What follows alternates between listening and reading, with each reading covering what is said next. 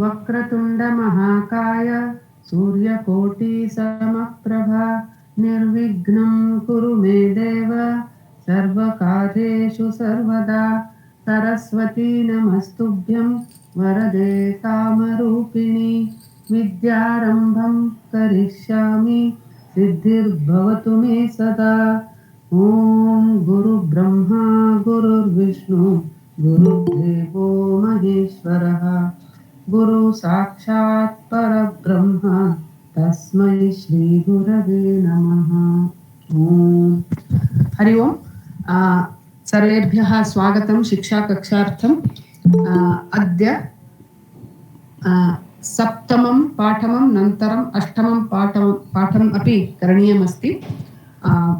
तत्र सूक्तिद्वयं, चत्वारि सुभाषितान्, नन्तरं काव्यकथा, नन्तरं समयः मिलति चेत् सङ्ग्रहविषयान् अपि पश्यामः। प्रथमं सप्तमपाठस्य सूक्ति किमस्ति इति पश्यामः। दृश्यते खलु पद्मा भगिनी? दृश्यते भगिनी। धन्यवाद। वज्रादपि हि धीराणां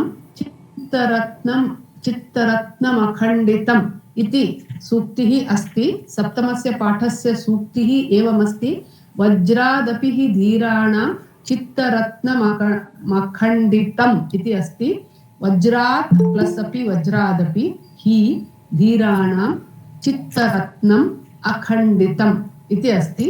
वज्रात् फ्रॉम द डायमंड, वज्रदिंदलु अपि, वज्रदिंद कूड, even by vajra, he certainly, dhiranam of brave people, chitta ratnam, chitta is their mind, ratna is a mind like a gem, ratnadantaha avara manassu, akhanditam unbreakable, it is never broken even by the vajra. Vajradantaha atyanta an object like vajra which is supposed to be the sharpest.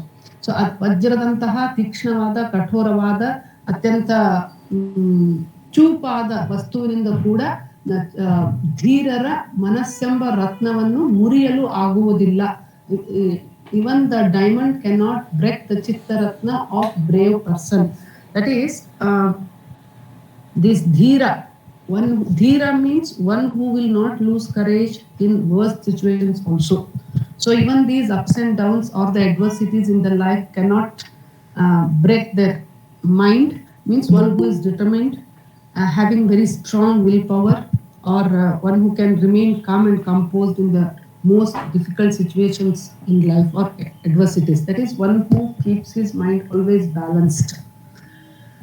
Anything may come in life. इति मनस्वी कार्यार्थी न गणयति सुखं सुखं न च दुःखम् इति वयं दृष्टवन्तः खलु। तस्य एते सर्वे धीरस्य लक्षणानि सन्ति।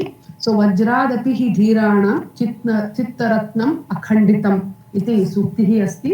Even Vajra cannot break the chittaratna of dhira, means the toughest object also cannot break, means any difficulty, the worst situations in life also cannot shake them इति अर्थः अस्ति।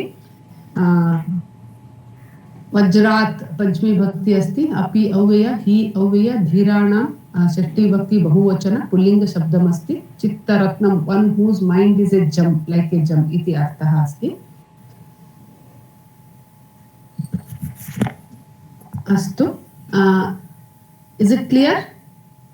स्पष्टं वा? आं भगिनि। अस्तु, so we'll move on to next. Yes, धीराणां चित्तरत्नम् अन्वय अस्ति अत्र। चित्तरत्नं वज्रात् अपि अखण्डितम् अस्ति इति। Mind of wise, sensible, learned people, which is a gem, is certainly not broken even by a diamond इति अर्थः अस्ति।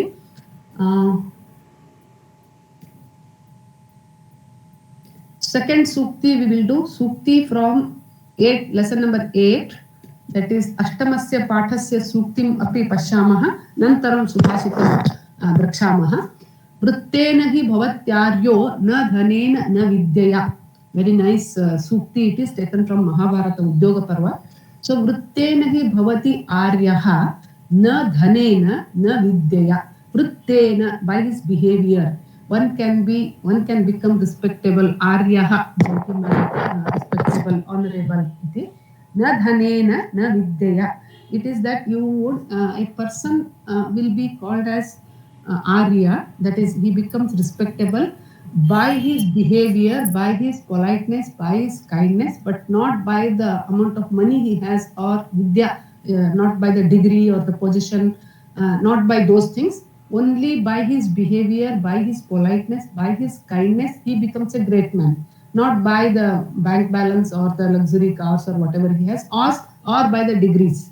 So, Manushanu ತನ್ನ ವಿದ್ಯೆಯಿಂದ ಆಗಲಿ ಅಥವಾ ಧನದಿಂದ ಆಗಲಿ ಹೆಚ್ಚು ಗೌರವಾನ್ವಿತನಾಗಿ ಅನ್ನಿಸಿಕೊಳ್ಳುವುದಿಲ್ಲ. ಅವನ ಸ್ವಭಾವದಿಂದ, ಅವನ ಒಳ್ಳೆಯತನದಿಂದ ಮಾತ್ರ ಅವನು ಒಳ್ಳೆಯವನು ಅಥವಾ ಗೌರವಾನ್ವಿತನಾಗುತ್ತಾನೆ ಹೊರತು ಅವನ ಹತ್ತಿರ ಇರುವ ಹಣದಿಂದ ಆಗಲಿ, ಅವನ ಹತ್ತಿರ ವಿದ್ಯೆಯಿಂದಾಗಲಿ, ಎಷ್ಟೇ ವಿದ್ಯಾವಂತನಾಗಿರಲಿ, ಎಷ್ಟೇ ಧನವಂತನಾಗಿರಲಿ, ಅವನಲ್ಲಿ ವಿನಯ ಇಲ್ಲದೆ ಹೋದ್ರೆ ಅವನು ಆರ್ಯ ಅಂತ ಅನಿಸ್ಕೊಳ್ಳೋದಿಲ್ಲ.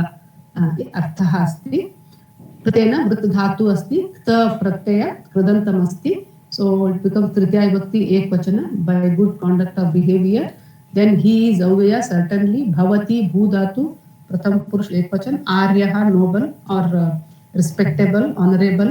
Na is Avayam. Dhanena Napuskalling, Tritiya Vibhakti Ekvachan, Avayam. So वृत्तेन हि आर्यः भवति, धनेन विद्यया च न भवति इति अन्वयः भवति. Certainly by good conduct a person becomes noble, not by money or by knowledge, or that is by education. इति अर्थः अस्ति. So these are two suktis from lesson number 7 and 8. So now we'll move on to Subhashitam. अस्माकं सुभाषितपठनस्य सोपानानि, कानिचन सोपानानि सन्ति इति वयं जानीमः. प्रथमम् उच्चैः श्लोकपठनमस्ति, नन्तरं पदविभागः, नन्तरं व्याकरणांशान् दृष्ट्वा एव प्रत्येकस्य पदस्य अर्थं दृष्ट्वा तात्पर्यं द्रक्ष्यामः. सुभाषितम् एवमस्ति: सत्यं तपः, सत्यं प्रथमम् अहं पठामि. सत्यं तपो ज्ञानमहिंसतां च विद्वत् प्रणामं च सुशीलतां च एतानि यो धारयते स विद्वान् न तत्र शास्त्राध्ययनं हि कारणम् इति श्लोकः अस्ति. पदविभागं पश्यामः. सत्यं तपः, सन्धिकारणात् तपो इति अभवत्. ज्ञानम् अहिंसतां च विद्वत् प्रणामं च सुशीलतां च एतानि यो, मूलतः यः इति अस्ति. अत्र विसर्गसन्धिकारणात् उत्वम्, उकारस्य आदेशात् अनन्तरं गुणसन्धिकारणात् यो इति अभवत्.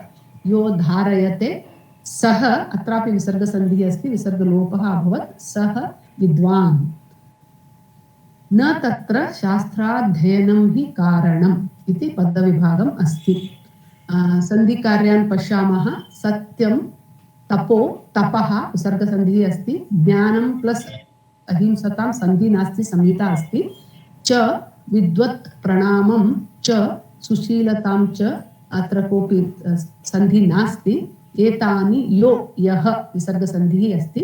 धारयते, सः विद्वान् न तत्र शास्त्राध्ययनं हि कारणम्. अत्र केवलं त्रयः सन्धयः सन्ति. तपः अत्र एकन्धि अस्ति, अनन्तरं यो अत्र अस्ति, स अत्र अस्ति. त्रयः सन्धिकार्याणि सन्ति अत्र. अनन्तरं वयं व्याकरणांशान् पश्यामः. सत्यं Bhagini, excuse me, Bhagini, this Anuswara Sandhi we don't need to mention Satyam and Sushilata. Yes. You can mention. We can mention, no? Okay. You can, yes, they are Anuswara Sandhis. Here, Sushilatam, Pranamam, Adhyayanam, and then 4, I think. 1, 2, 3, 4 are there. But Shastradhyanam, that only. 4 I told you, no? So here, Anuswara Sandhis usually they don't mention in the book also, and I am also not mentioning. I hope you know Anuswara Sandhi. Yes. Yeah, if it is followed by Vyanjana, then the dot goes up, Anuswara comes. If it is Swara, then ma half comes. I hope you know. That is what I was wondering, whether we should mention it or it should not be mentioned. You are not in mentioning the this also, Bhagini. You are not mentioning this also in the exam. You are not supposed to we write are not to mention the names. No, you are not mentioning any grammatical points. When they ask you to write the meaning of the Subhashita, just you have to write the meaning. Okay. This is what I am giving you. This grammar things is just for some knowledge sake. I am giving these things. This is not for the examination. So because you are studying in textbook it's given, Bhagini, so I thought maybe we have to do textbook it's given, there is no need. So I have told you in the classes that when Subhashitas are asked, when they ask you to write the meaning of the Subhashita, you need to write this Padavibhagaha. Okay. And Nantaram write the meaning of each word and write the Tatparya. 3 steps. Okay. Thank you. Thank you. Bhagini, please mute. Bhagini, for Anvaya Rachana, we have to write everything as Yes. Anvaya Rachana, you have to write everything. Kidrishaha iti bhavati khalu. So there you have to put questions. Kidrishaha, this Sandhi, Padavibhaga, everything. Padavibhaga, Sandhi, and then those questions. So everything. But not for Subhashita. Okay. Subhashita only 3 steps. You have to write Padavibhaga and meaning of each word. Pratipadartha. Nantaram Tatparya.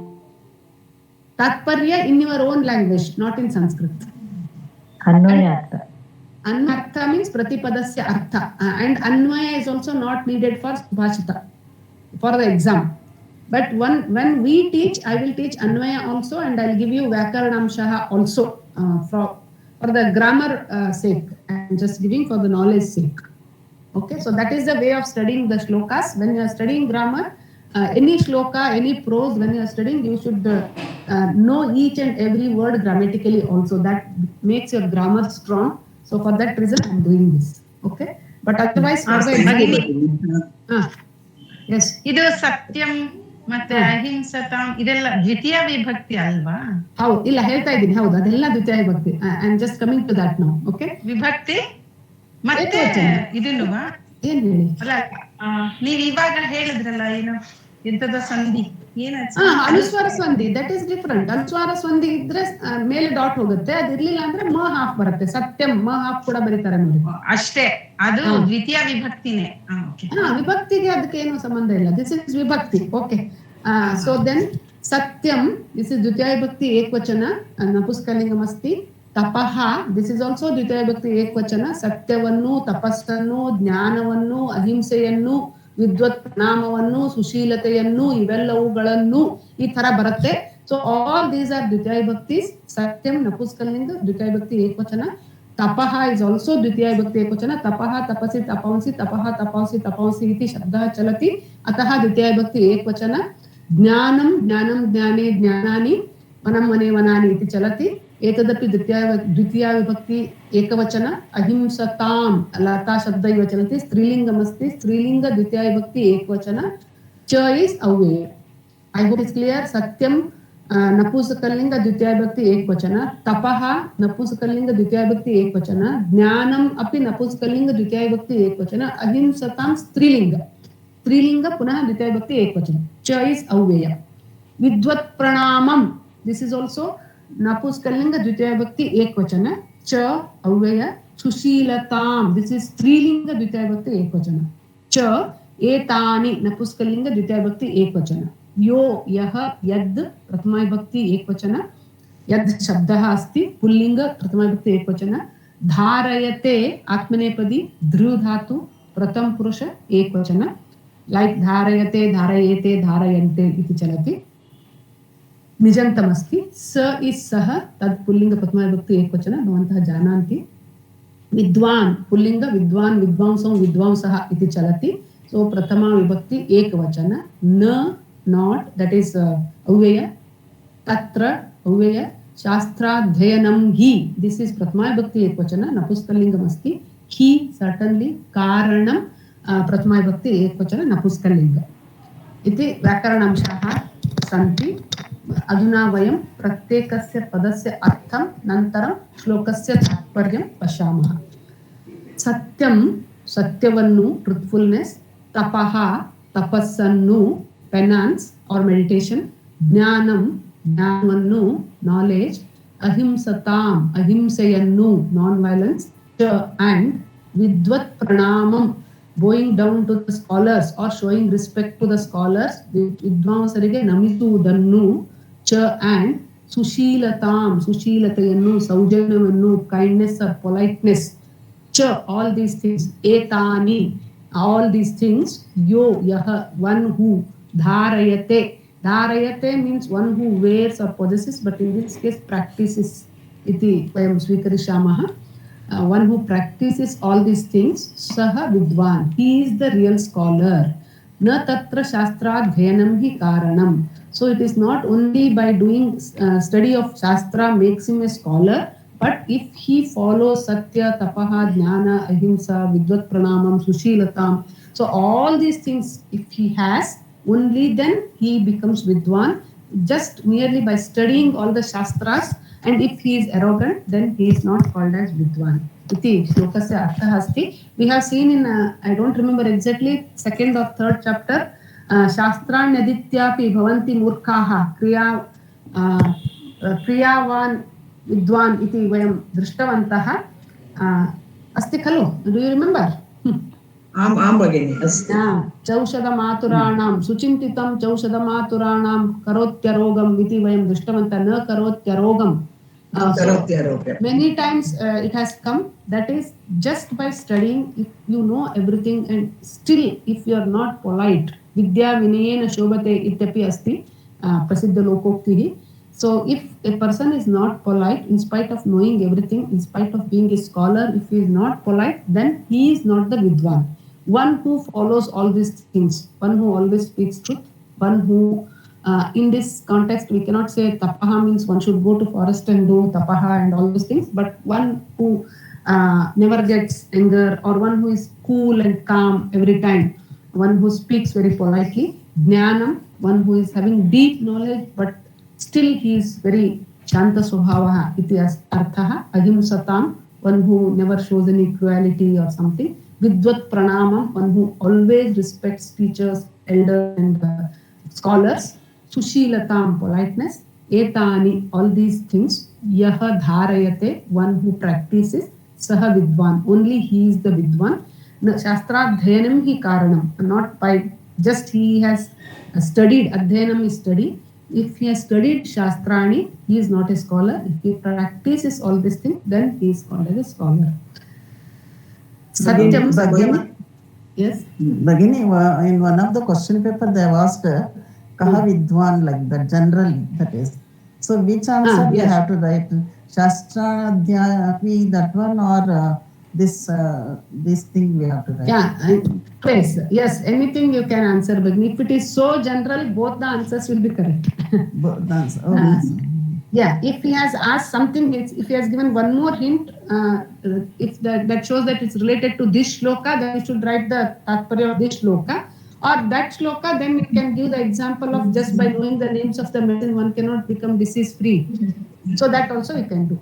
Suchintitam chaushadamaturanam iti asti khalu. That also you can write. Or satyam, tapaha, jnanam, ahimsatam, all these things. Yaha dharayate saha vidwan ityapi lekitum shakyate. You see that it's, if it is kaha vidwan, only that much it is asked, then you can write any of these things. Because both the times it is kriyavan vidwan iti api asti, tatrapi evameva asti. So you can write anything. Okay, dhanyawad. So satyam, satyam, tapaha. Bagini, here we have satyam, tapaha and all which are neutral, and then we have ahimsatam, sushilatam which are female. So they we have to club them and make them etani, matlab neutral. Neutral. Yes. Okay. Yes, he has done like that. Okay. So satyam, Bagini, tapaha. Bagini, let me complete, then I'll come to you. So satyam, satyavannu, tapaha, tapassannu, jnanam, jnanavannu, ahimsatam, ahimsayannu, vidvat pranamavannu, sushilateyannu, ಇವೆಲ್ಲವುಗಳನ್ನು ಯಾರು ಧರಿಸುತ್ತಾರೆಯೋ, ಯಾವನು ಧರಿಸುತ್ತಾನೆಯೋ ಅವನೇ ನಿಜವಾದ ಪಂಡಿತನು. ಶಾಸ್ತ್ರಾಧ್ಯಯನ ಒಂದೇ ಪಂಡಿತನಾಗಲು ಕಾರಣವಲ್ಲ. ಇದು ಕನ್ನಡದಲ್ಲಿ ಅರ್ಥ. ಎಸ್ ಭಗಿನಿ, someone called? Yes. Yeah, Bagini, dharate means to wear or to possess, right? Why is the nijanta dharayate used here? all these things are dharayate, maybe in karmani, etani is, if you take it as yes, nijanta has come, Bhagini. Yaha dharayate saha vidwan means, can we take it as, mich pratyaya has come.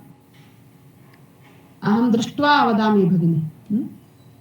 Yaha dharayate andre, to make others to wear these things. If we take it as nijanta, prayaha etad nijantaha nasti, vayam pashyamaha, Bhagini. अस्तु वा धृ धातुः अस्ति निच् प्रत्ययः इति अस्ति वयं पश्यामः धन्यवादः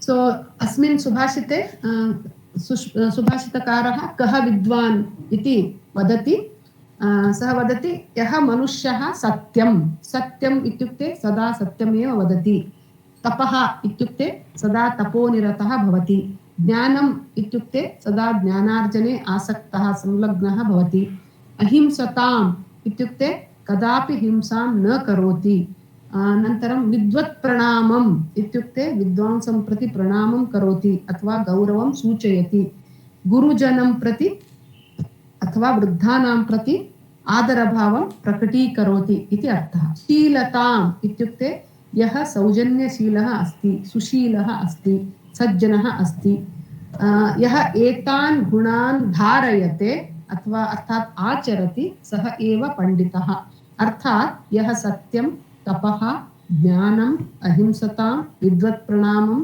सुशीलताम् एतानि गुणानि धारयते सः विद्वान् न तत्र शास्त्राध्ययनं हि कारणम् इत्युक्ते केवलं शास्त्राध्ययनेन कोऽपि विद्वान् भवितुं न शक्यते यः शास्त्राध्ययनं करोति अनन्तरं तेषां गुणानाम् आचरणं करोति सः एव विद्वान् केवलम् अध्ययनेन किमपि न प्रयोजनं परन्तु आचरणम् अति मुख्यम् इति सुभाषितस्य अभिप्रायः अस्ति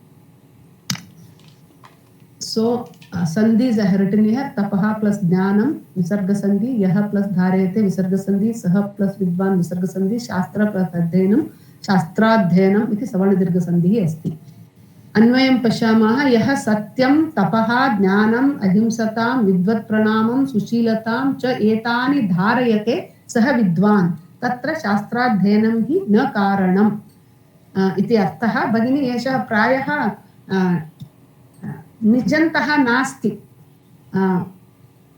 पश्यामः अस्तु अनन्तरं सत्यं तपः ज्ञानम् अहिंसतां विद्वत् प्रणामं सुशीलतां च all the meanings are given here truth penance knowledge non violence going before scholars and good conduct and then अन्वयः अपि अस्ति सत्यं तपः ज्ञानम् अहिंसतां विद्वत् प्रणामं सुशीलतां च यः एतानि धारयते सः विद्वान् तत्र शास्त्राध्ययनं हि कारणं न भवति आङ्ग्लभाषायाम् अपि अस्ति तत्र शास्त्राध्ययनं हि कारणं न अस्ति merely learning the science is not the reason to call someone as wise iti asti so I have given word by word napuskalinga dvitiya vibhakti I have told you orally what I have told that only I have given here you can see that later okay so any doubts in this no bhagini na khalu agre gachamah va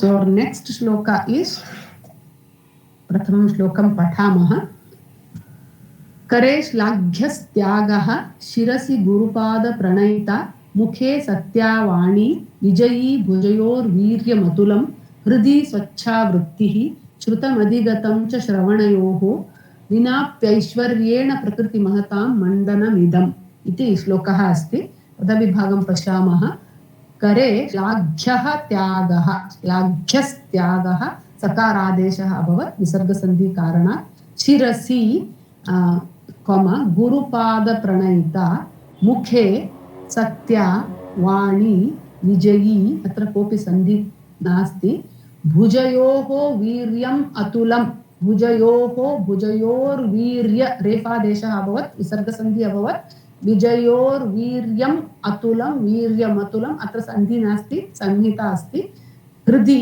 स्वच्छा वृत्तिः श्रुतम् अधिगतम् अत्रापि सन्धि नास्ति श्रुतम् अधिगतं च श्रवणयोः विनाप्यैश्वर्येण विना अपि विनापि प्लस विना प्लस अपि विनाप्यैश्वर्येण प्रकृतिमहतां मण्डनमिदम् इति भवति. विना प्लस अपि विनापि अपि प्लस ऐश्वर्येण विनाप्यैश्वर्येण यकार आदेशः अभवत्, यण् सन्धिः अभवत्. सन्धिकार्यान् पश्यामः. करे श्लाघ्यः त्यागः, अत्र विसर्गसन्धिः अस्ति, सकारादेशः अभवत्. शिरसि गुरुपाद प्रणयता सन्धि नास्ति. मुखे सत्या वाणी विजयी सन्धि नास्ति. भुजयोः वीर्यं भुजयोर्वीर्यं विसर्गसन्धिः अस्ति. अनन्तरम् अतुलं नास्ति. हृदि स्वच्छा वृत्तिः सन्धि नास्ति. श्रुतम् अधिगतं सन्धि नास्ति. श्रवणं सन्धि नास्ति. विनाप्यैश्वर्यं विना प्लस अपि विनापि अपि प्लस ऐश्वर्येण विनाप्यैश्वर्येण यण् सन्धिः अस्ति. प्रकृतिमहतां मण्डनमिदम् इति अस्ति.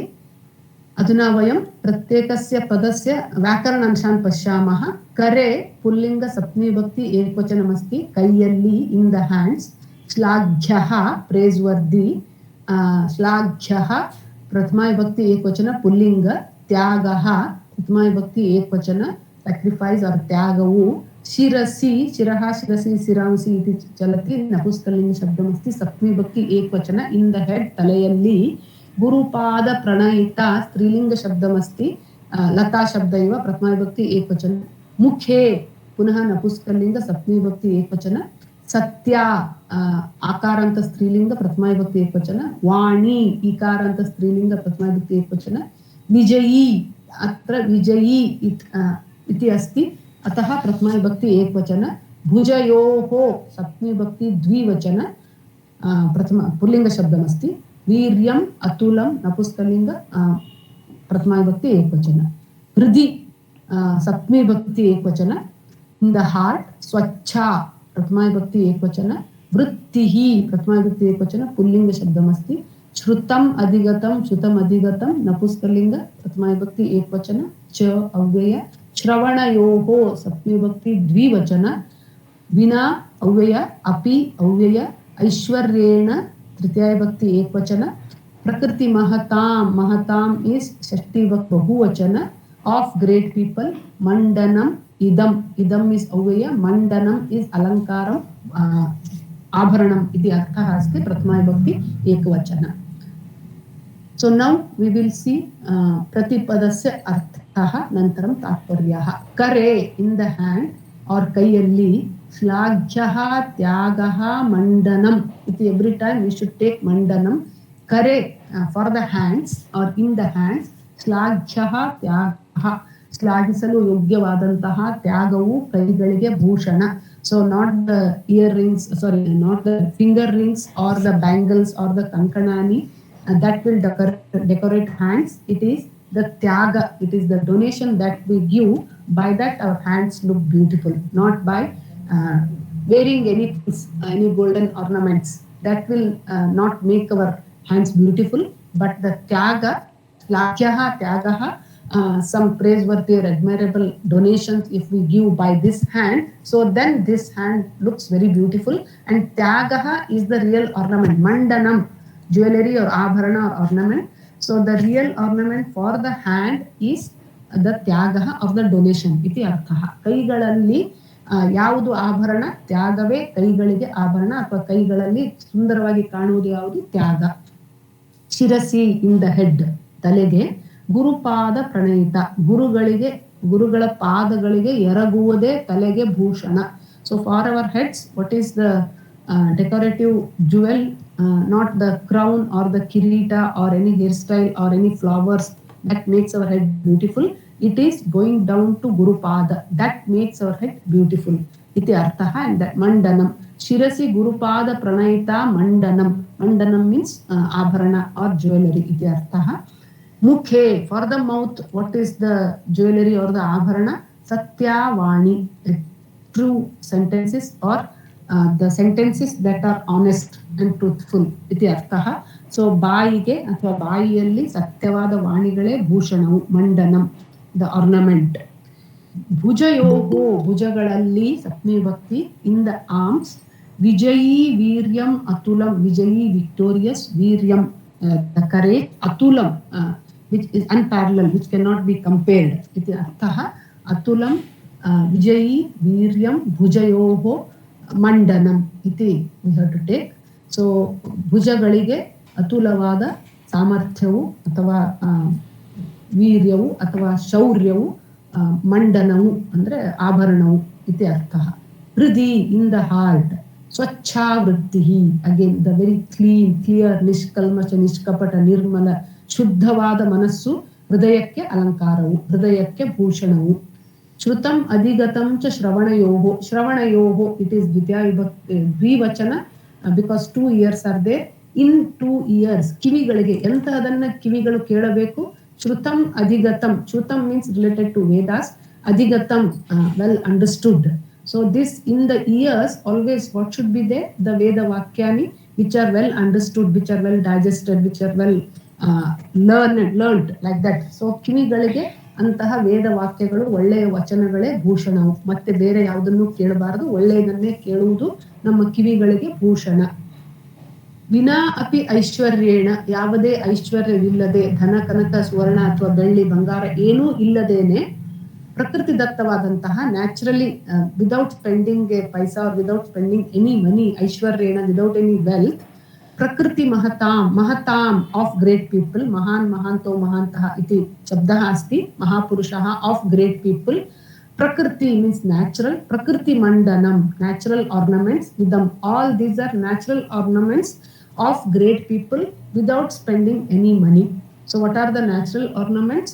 Tyagaha, Gurupada Pranayita, Satyavani, Atulam Viryam, Vijayi, Atulam Vijayi Viryam, Swachha Vrittihi, Shrutam, Adigatam Shrutam, Anantaram, all these things. So these things are the real ornaments, not the jewelries which are made of these metals or anything.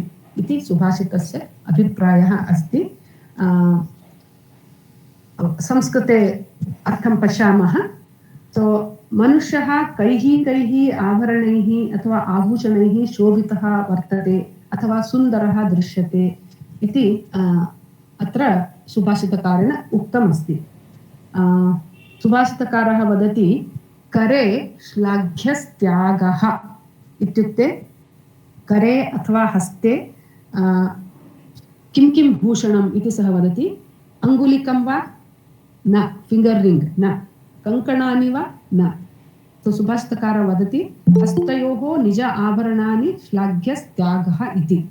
अर्थात् हस्ताभ्यां मनुष्यः यदा दानं करोति, श्लाघ्य इत्युक्ते प्रशंसनीय कार्यं करोति, हस्ताभ्याम् अन्येभ्यः सहायं वा उपकारं करोति, तद् एव हस्तयोः आभूषणानि, तानि एव हस्तयोः आभूषणानि इति.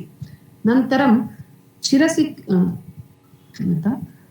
शिरसि किम् आभूषणं पश्यामः. पुष्पं वा न खलु, अलङ्कृतं मूर्धजाः वा न, किरीटं वा न.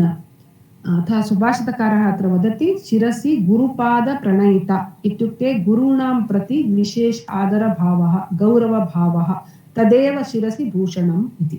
नन्तरं मुखे किम् आभूषणं, मुखे किं भूषणं? सत्यावाणी, प्रामाणिकवाणी, सुन्दरी वाणी तस्य आभरणम् इति अर्थः. बाहुभ्यः अथवा भुजयोः किम् आभूषणं? पुनः बाहुभ्यः केयूराणि अथवा रत्नखचित सुवर्णयुक्त आभरणानि सन्ति, परन्तु ते भुजयोः निज आभरणानि न. भुजयोः आभरणानि अथवा मण्डनम् अतुलं विजयी वीर्यम् आभूषणम् इति सुभाषितकारः वदति. अत्र अतुलम् इत्युक्ते तत्समानं किमपि नास्ति इति अर्थः. अतः बाह्वोः अथवा भुजयोः आभूषणम् असाधारण शौर्यं, बलं, पराक्रमम् इति अर्थः. नन्तरं हृदि इत्युक्ते हृदये अथवा मनसि स्वच्छा वृत्तिः. अत्र स्वच्छा इत्युक्ते शुद्धः, निष्कल्मषः, निर्मलः, स्निग्धः, निष्कपटः अथवा शान्तमनः इति वक्तुं शक्यते. नन्तरं श्रवणयोः किम् आभूषणं श्रवणयोः इन् द इयर्स् कर्णकुण्डलानि वा तत्रापि अनेकानि आभूषणानि सन्ति कर्णकुण्डलानि सन्ति परन्तु ते निज अर्थे आभूषणानि न सुभाषितकारः वदति कर्णयोः उत्तमवचनानि वेदवाक्यानि अधिगत इत्युक्ते ज्ञात उत्तमविचाराणि भूषणानि इति विना ऐश्वर्येण अन्तिमपङ्क्ति विना ऐश्वर्येण अर्थात् धनं विना सुवर्ण कनकादि आभरणैः विना अपि मानवः सज्जितः मीन्स् लुक् गुड् और यू कैन गेट रेडी सज्जितः भवितुं शक्यते इति अर्थः महताम् इत्युक्ते महात्मानाम् इति अर्थः प्रकृतिसहजमण्डनानि इत्युक्ते आभरणानि प्रकृतिसहजमण्डनानि कानि इति अत्र उक्तमस्ति अस्मिन् सुभाषिते उक्तमस्ति सुवर्ण कनक रजत इत्यादि लोहेन कृतानि आभरणानि कृत्रिम आभरणानि परन्तु अत्र दत्तः खलु उपरि त्यागः कुरुपादप्रणयिता सत्यावाणी तुलं वीर्यं स्वच्छावृत्तिः श्रुतमधिगतं ते सर्वे निज अर्थे आभरणानि ते नैसर्गिक शाश्वत आभरणानि इति सुभाषितकारस्य अभिप्रायः अस्ति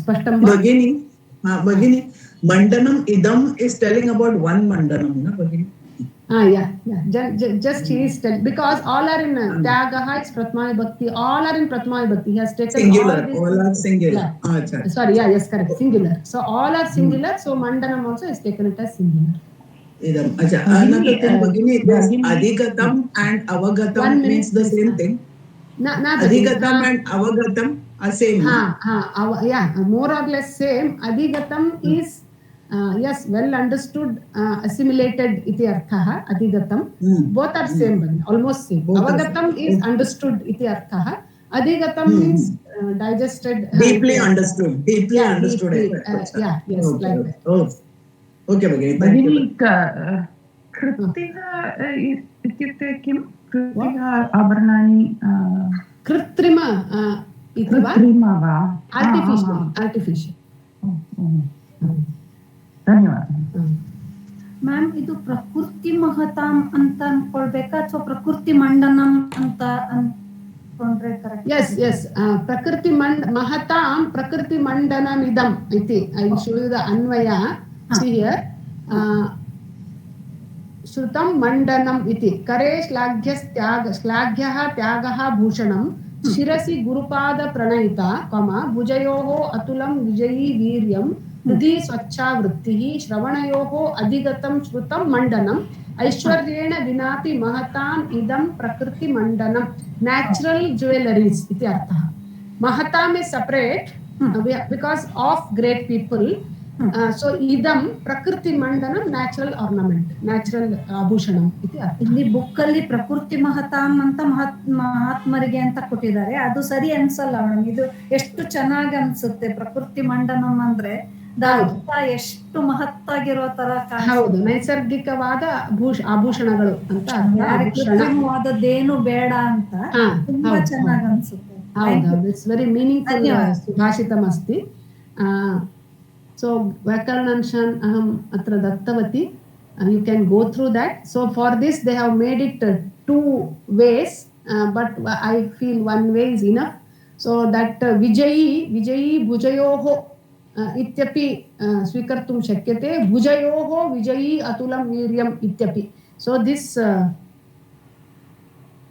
here this vijayi you can take it as visheshana for atulam viryam vijayi or vijayi bhujayoho the victorious the arm one who has those victorious arms ityapi this vijayi he has taken it as adjective for the bhuja vijayi adantaragalige atulavaada viryave mandanamu antanu ತೆಗೆದುಕೊಳ್ಳಬಹುದು ಭುಜಗಳಲ್ಲಿ ವಿಜಯಿಯಾದಂತಹ ಅತುಲವಾದಂತಹ ವೀರ್ಯವು ಮಂಡನವು ಅಂತಾನೂ ತೆಗೆದುಕೊಳ್ಳಬಹುದು so this ವಿಜಯಿ you can take adjective for ಭುಜ also or for this ಅತುಲಂ ವೀರ್ಯಂ also we can take both the ways we can take it ಇಲ್ಲಿ meaning ಕನ್ನಡದಲ್ಲಿ ಕೊಟ್ಟಿರೋದು ಬಲಶಾಲಿಯಾದ ಅಂತ ಕೊಟ್ಟಿದ್ದಾರೆ ಹೌದು, ವಿಜಯಿಗೆ. ಕನ್ನಡದಲ್ಲಿ ಅದನ್ನ ಭುಜಗಳಿಗೆ ಅಂತಾನೆ ತಗೊಂಡಿದ್ದಾರೆ ವಿಶೇಷಣ. ಹೌದು, ಬಲಶಾಲಿಯಾದ ಭುಜಗಳಿಗೆ ತೋಳಗಳಲ್ಲಿ ಅಂತ. ಎಸ್, ಭುಜಗಳಲ್ಲಿ ಅಂತ ಅಂದ್ರೆ ತೆಗೆದುಕೊಂಡ್ರೆ ವಿಜಯಿ ಅನ್ನೋದಕ್ಕೆ ಅದು ಮೀನಿಂಗ್ ಆಗಿದೆ ಇಲ್ಲಿ. ಹೌದು ಹೌದು. That's what here he has given, that Sri Krishna Shastri takes Vijayi as separate word that goes with Atulam Viryam. So some have the opinion of this, but you can take any way. Bhujayoho ityapi swikartum shakyate, Vijayi bhujayoho ityapi swikartum shakyate. Okay. So these things are given in detail here. You can go through these things. Okay. So any doubts in the previous shloka you can ask. No chet agre gacchamaha. Now we are moving on to the 8th lesson Subhashita. First we'll finish that and then we'll come to Kavya Katha. 2 more Subhashitas I'll finish. So kripaya ashtamam paఠం udghatayantu. अन्य एकं वा द्वयं सुभाषितान् दृष्ट्वा अग्रे गच्छामः.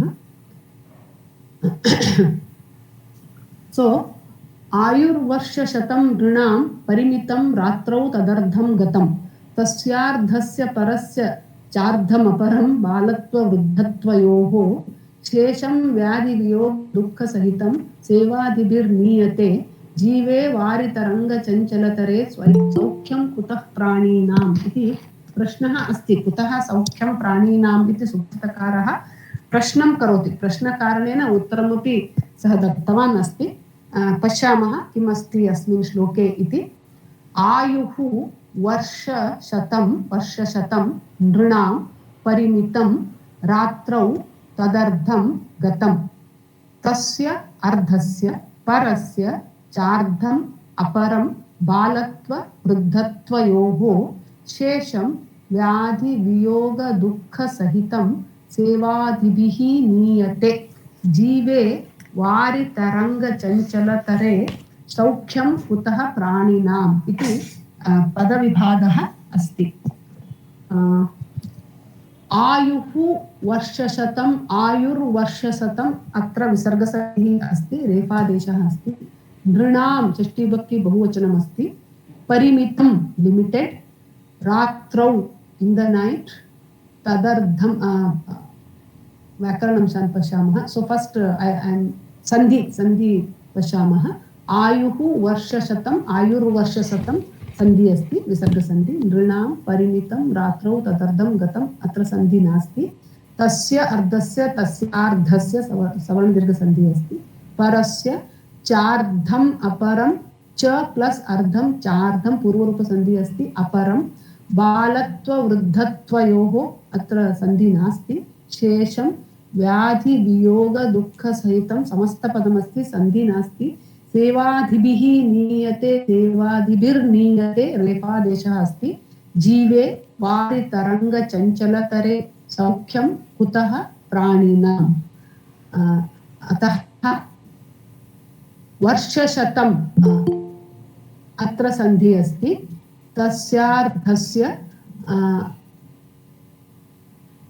सेवादिभिः, I think here one more sandhi. So आयुर्वर्षशतं रेफादेशः अस्ति, सेवादिभिर्नीयते रेफादेशः अस्ति. So 2 visarga sandhis are there. So this is padavibhaga. आयुर्वर्षशतम् आयुः प्लस वर्षशतं, तस्य अर्धस्य सवर्णदीर्घसन्धि च प्लस अर्धं चार्धं सेवादिभिर्नीयते सेवादिभिः नीयते रेफादेशः अस्ति. So first we'll see the प्रतिपदस्य अर्थम. आयुः means आयस्सु, lifetime, lifespan. वर्षशतं 100 years. नृणाम of human beings, षष्ठी विभक्ति बहुवचनम् अस्ति. मनुष्यर. परिमितं limited. रात्रौ परिमितं is नपुंसकलिंग प्रथमा विभक्ति एकवचन. रात्रौ in the night सप्तमी विभक्ति एकवचन. तदर्धं नपुंसकलिंग प्रथमा विभक्ति एकवचन. गतं प्रथमा विभक्ति एकवचन कृदन्तमस्ति. तस्य अर्धस्य तस्यार्धस्य, तस्य षष्ठी विभक्ति एकवचन, अर्धस्य अगेन षष्ठी विभक्ति एकवचन, परस्य षष्ठी विभक्ति एकवचन, च अव्यय, अर्धमपरं नपुंसकलिंग प्रथमा विभक्ति एकवचन, बालत्व वृद्धत्वयोः. सो इट इज षष्ठी विभक्ति सप्तमी विभक्ति द्विवचन. balatva, vruddhatva, two things are there. So dvivachana, here we should take it as saptami vibhakti. Shesham, napuskaling ekvachana. Vyadhi viyoga dukkha sahitam. This is again napuskaling, prathama and dvitiya both. Sevadhibihi niyate. So it is karmani niyate. So here we should take it as prathama vibhakti because it is karmani. Sevadhibihi tritiya vibhakti bahuvachana. Jive, saptami vibhakti ekvachana. Vari taranga chanchalatare, punaha saptami vibhakti ekvachana. Saukhyam, happiness. Kutaha, avyayamasti. And nantaram saukhyam is napuskaling ekvachana. Praninam, shashti vibhakti bahuvachana. So ayuhu satam varsham nrinanam parimitam. Nrinanam of human beings, ayuhu, ayashu, manushara ayashu 100 ವರ್ಷಕ್ಕೆ ಪರಿಮಿತವಾಗಿದೆ. A man's life is limited up to maximum up to 100 years. Maximum he can live for 100 years. Iti arthah. Nrinam ayuhu varshashatam parimitam. His life is fixed or limited up to 100 years. So tadardham, in that 100 years, ratrau gatam. So 50% of that or 100 years, he has given years only. So total it is 100 years. In that 50 years is gone in sleep, ratrau. So ಮನುಷ್ಯನ ಆಯಸ್ಸು 100 ವರ್ಷಕ್ಕೆ ಪರಿಮಿತವಾಗಿದೆ. ಅದರಲ್ಲಿ ಅರ್ಧ ಭಾಗವು ನಿದ್ದೆಯಲ್ಲಿಯೇ ಕಳೆದು ಹೋಗುತ್ತದೆ. Half of that goes in sleep or goes in the night time. Iti arthah. Means usually he will not do anything in that time. Iti arthah. Tasya ardhasya parasya chardham aparam. Tasya ardhasya. So 50 is gone. So ardhasya, tasya ardhasya of the 50 remaining. Parasya ardham aparam. So remaining is 50.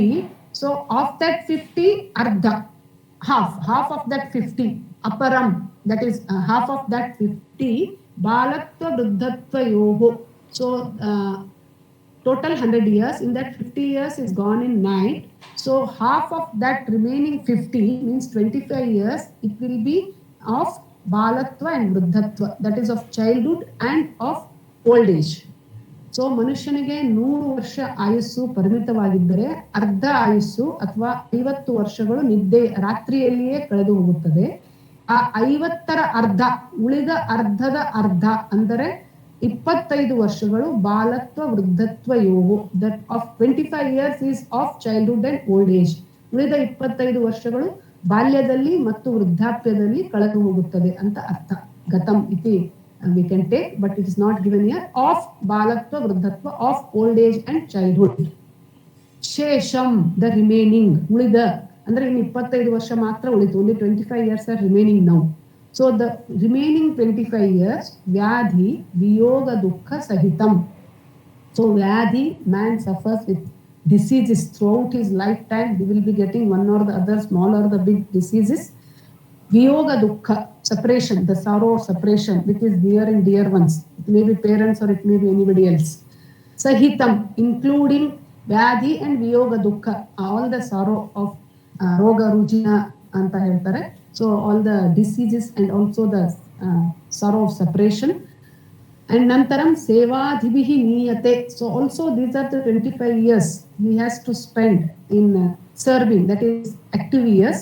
So he will be doing some seva. Seva can be in the office, his duty, and also towards his family. So first he will be taking care of his children. Shishunam seva api karaniyam asti. So ಮಕ್ಕಳದು ಮತ್ತು ತಂದೆ ತಾಯಿಯರದು ಮತ್ತು ಬಂಧು ಬಾಂಧವರದು. So ಆ ಎಲ್ಲ ಸೇವೆಗಳಲ್ಲಿ ಉಳಿದ 25 ವರ್ಷಗಳು ಕಳೆದೇ ಹೋಗುತ್ತೆ ಅಂತ.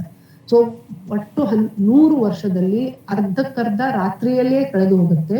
25 ವರ್ಷಗಳು ಬಾಲ್ಯ ಮತ್ತು ವೃದ್ಧದಲ್ಲಿ ಕಳೆದು ಹೋಗುತ್ತೆ.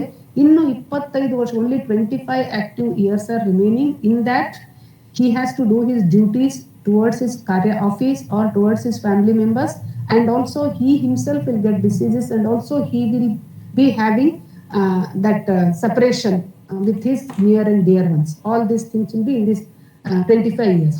So the Subhashitakara questions, Jive Vari Taranga Chanchalatare. ಈ ರೀತಿಯಾಗಿ Vari is water, Taranga is waves, Chanchala is fickle, Tare, Chanchala Tare, the waves of the water which will be moving and which is never same. So of this kind of life, jive, kutaha saukyam praninam. Kutaha, from where, saukyam, happiness, praninam, of the living beings. From where there is happiness, there is no time for happiness at all. Like that, the Subhashitakara is telling, ವಾರಿ ತರಂಗದಂತೆ ಚಂಚಲವಾಗಿರುವ ಈ ಜೀವದಲ್ಲಿ, ಈ ಜೀವನದಲ್ಲಿ ಇತಿ ಅರ್ಥಃ.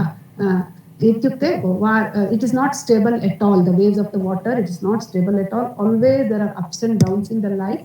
So life is like this. So getting happiness time is very limited. Iti Subhashitakarasya abhiprayah asti. Bhagini, tare means what? Like that water waves. Tare word means? That is tarattama pratyayah asti taditaha. Chanchala taraha iti. It is like that only. Chanchala taraha, chanchala taravatudu. Okay. And Bhagini, second sentence, that chardam aparam, that avagraha cannot be there, no? Because previous to that it should be. It is savarna dirgha sandhi. Yes, there is no yes. Yes. In textbook it is savarna. Yeah, no, it is it's not there, no? savarna dirgha only. Yeah. Yes, no, yes, it is typo error here. There is no avagraha there. Yes, it is not avagraha sandhi. It is savarna dirgha sandhi. I am likitavati atra. Savarna dirgha iti I haven't written, but it is savarna dirgha sandhi. Astu. Thank you. Samskrite artham pashyamah. So अस्मिन् श्लोके सुभाषितकारः मानवस्य जीवने कालः कथं गच्छति इति सः उक्तवान्. सविवरं सः उक्तवान्. नृणाम् इत्युक्ते मनुष्याणाम् अथवा मानवानाम् इति अर्थः. प्रत्येकस्य पदस्य अर्थं संस्कृतभाषायां वदामि. आयुः इत्युक्ते जीवमानः अथवा जीवितावधिः, तस्य जीवनकालः इति अर्थः. आयुस्सु, लैफ् टैम् इति अर्थः. परिमितम् इत्युक्ते निश्चितम् इति, फिक्स्ड् इति अर्थः. अनन्तरं प्रथमवाक्यस्य अर्थः एवं भवति, मानवस्य आयुः 100 वर्षाणि इति. तत्र 100स्य अर्धभागम् अर्थात् 50 वर्षाणि, 50 years, रात्रौ इत्युक्ते निद्रायाम् अथवा शयने एव गच्छन्ति. परस्य तस्य अर्धस्य अपरम् अर्धम् इत्युक्ते 100स्य अर्धभागं निशायाम् अथवा रात्रौ अथवा शयने गतम्. परस्य तस्य अर्धस्य अर्थात् अन्य अर्धभागस्य अर्धभागम् इत्युक्ते 50स्य अर्धभागम् अर्थात् 25. अर्धद अर्ध, half of the half part इत्युक्ते 25 years. So those 25 वर्षाणि बालत्व वृद्धत्वे गच्छन्ति. अधुना कति वर्षाणि अवशिष्टानि? 25 वर्षाणि तां गच्छन्ति इति सुभाषितकारः वदति इति पश्यामः. सुभाषितकारः वदति, व्याधिवियोगदुःखसहितं शेषं सेवादिभिः मीयते इति. सः वदति, शेष 25 वर्षेषु मानवेभ्यः व्याधिः, रोगाः आगच्छन्ति. बन्धुबान्धवानां, मातापितॄणां वियोगदुःखं भवति. अनन्तरं तस्य कृते सेवा इत्युक्ते कार्यालयस्य उद्योगमपि करणीयं भवति. गृहे अपि पुत्राणां वा शिशूनां, मातापितॄणाम्, अन्यजनानाम् अथवा बन्धुबान्धवानां सेवामपि करणीयं भवति. एवं तस्य अवशिष्टं 25 वर्षाणि अपि गच्छन्ति. The remaining 25 years also go in this. अतः सुभाषितकारः पृच्छति, सुभाषितकारः प्रश्नं करोति, तस्य सुखं कुत्र अस्ति इति, मानवस्य सुखं कुत्र अस्ति इति सः पृच्छति. अस्माकं जीवितकालः 100 वर्षाणि इति वयं चिन्तयामः चेत् तत्र अर्धभागम् इत्युक्ते 50 वर्षाणि निद्रायां गच्छन्ति. 25 वर्षाणि बाल्ये, वृद्धत्वे एवमेव गच्छन्ति. अनन्तरं शेष 25 वर्षाणि, द रिमेनिङ्ग् लास्ट् 25 years, रोग, वियोगदुःख, सेवादिभिः गच्छन्ति. वारितरङ्ग अर्थात् जलस्य तरङ्ग इव चञ्चलमये जीवने. जलस्य तरङ्गाः कथं भवन्ति? यदा कदा उपरि गच्छन्ति, यदा कदा अधः गच्छन्ति खलु. वयं दृष्टवन्तः इति चिन्तयामि समुद्रस्य पुरतः वयं तिष्ठामः चेत् द्रष्टुं शक्यते वारितरङ्गाः कथं भवन्ति इति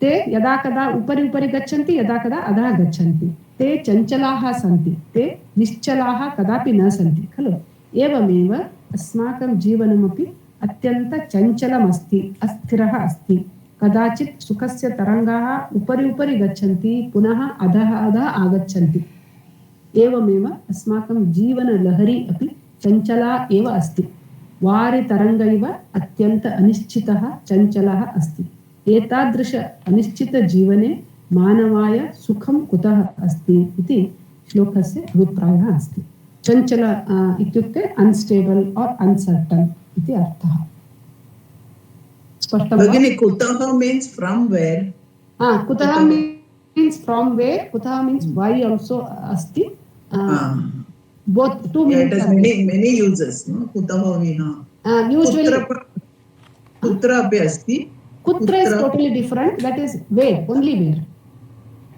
where and kutah also means kutra sometimes no kutah achha. has only two meanings one is from where and one more is why iti why okay kimartham also is why and kutah is also sometimes used as why okay. So meanings I have given अन्वयः अपि अस्ति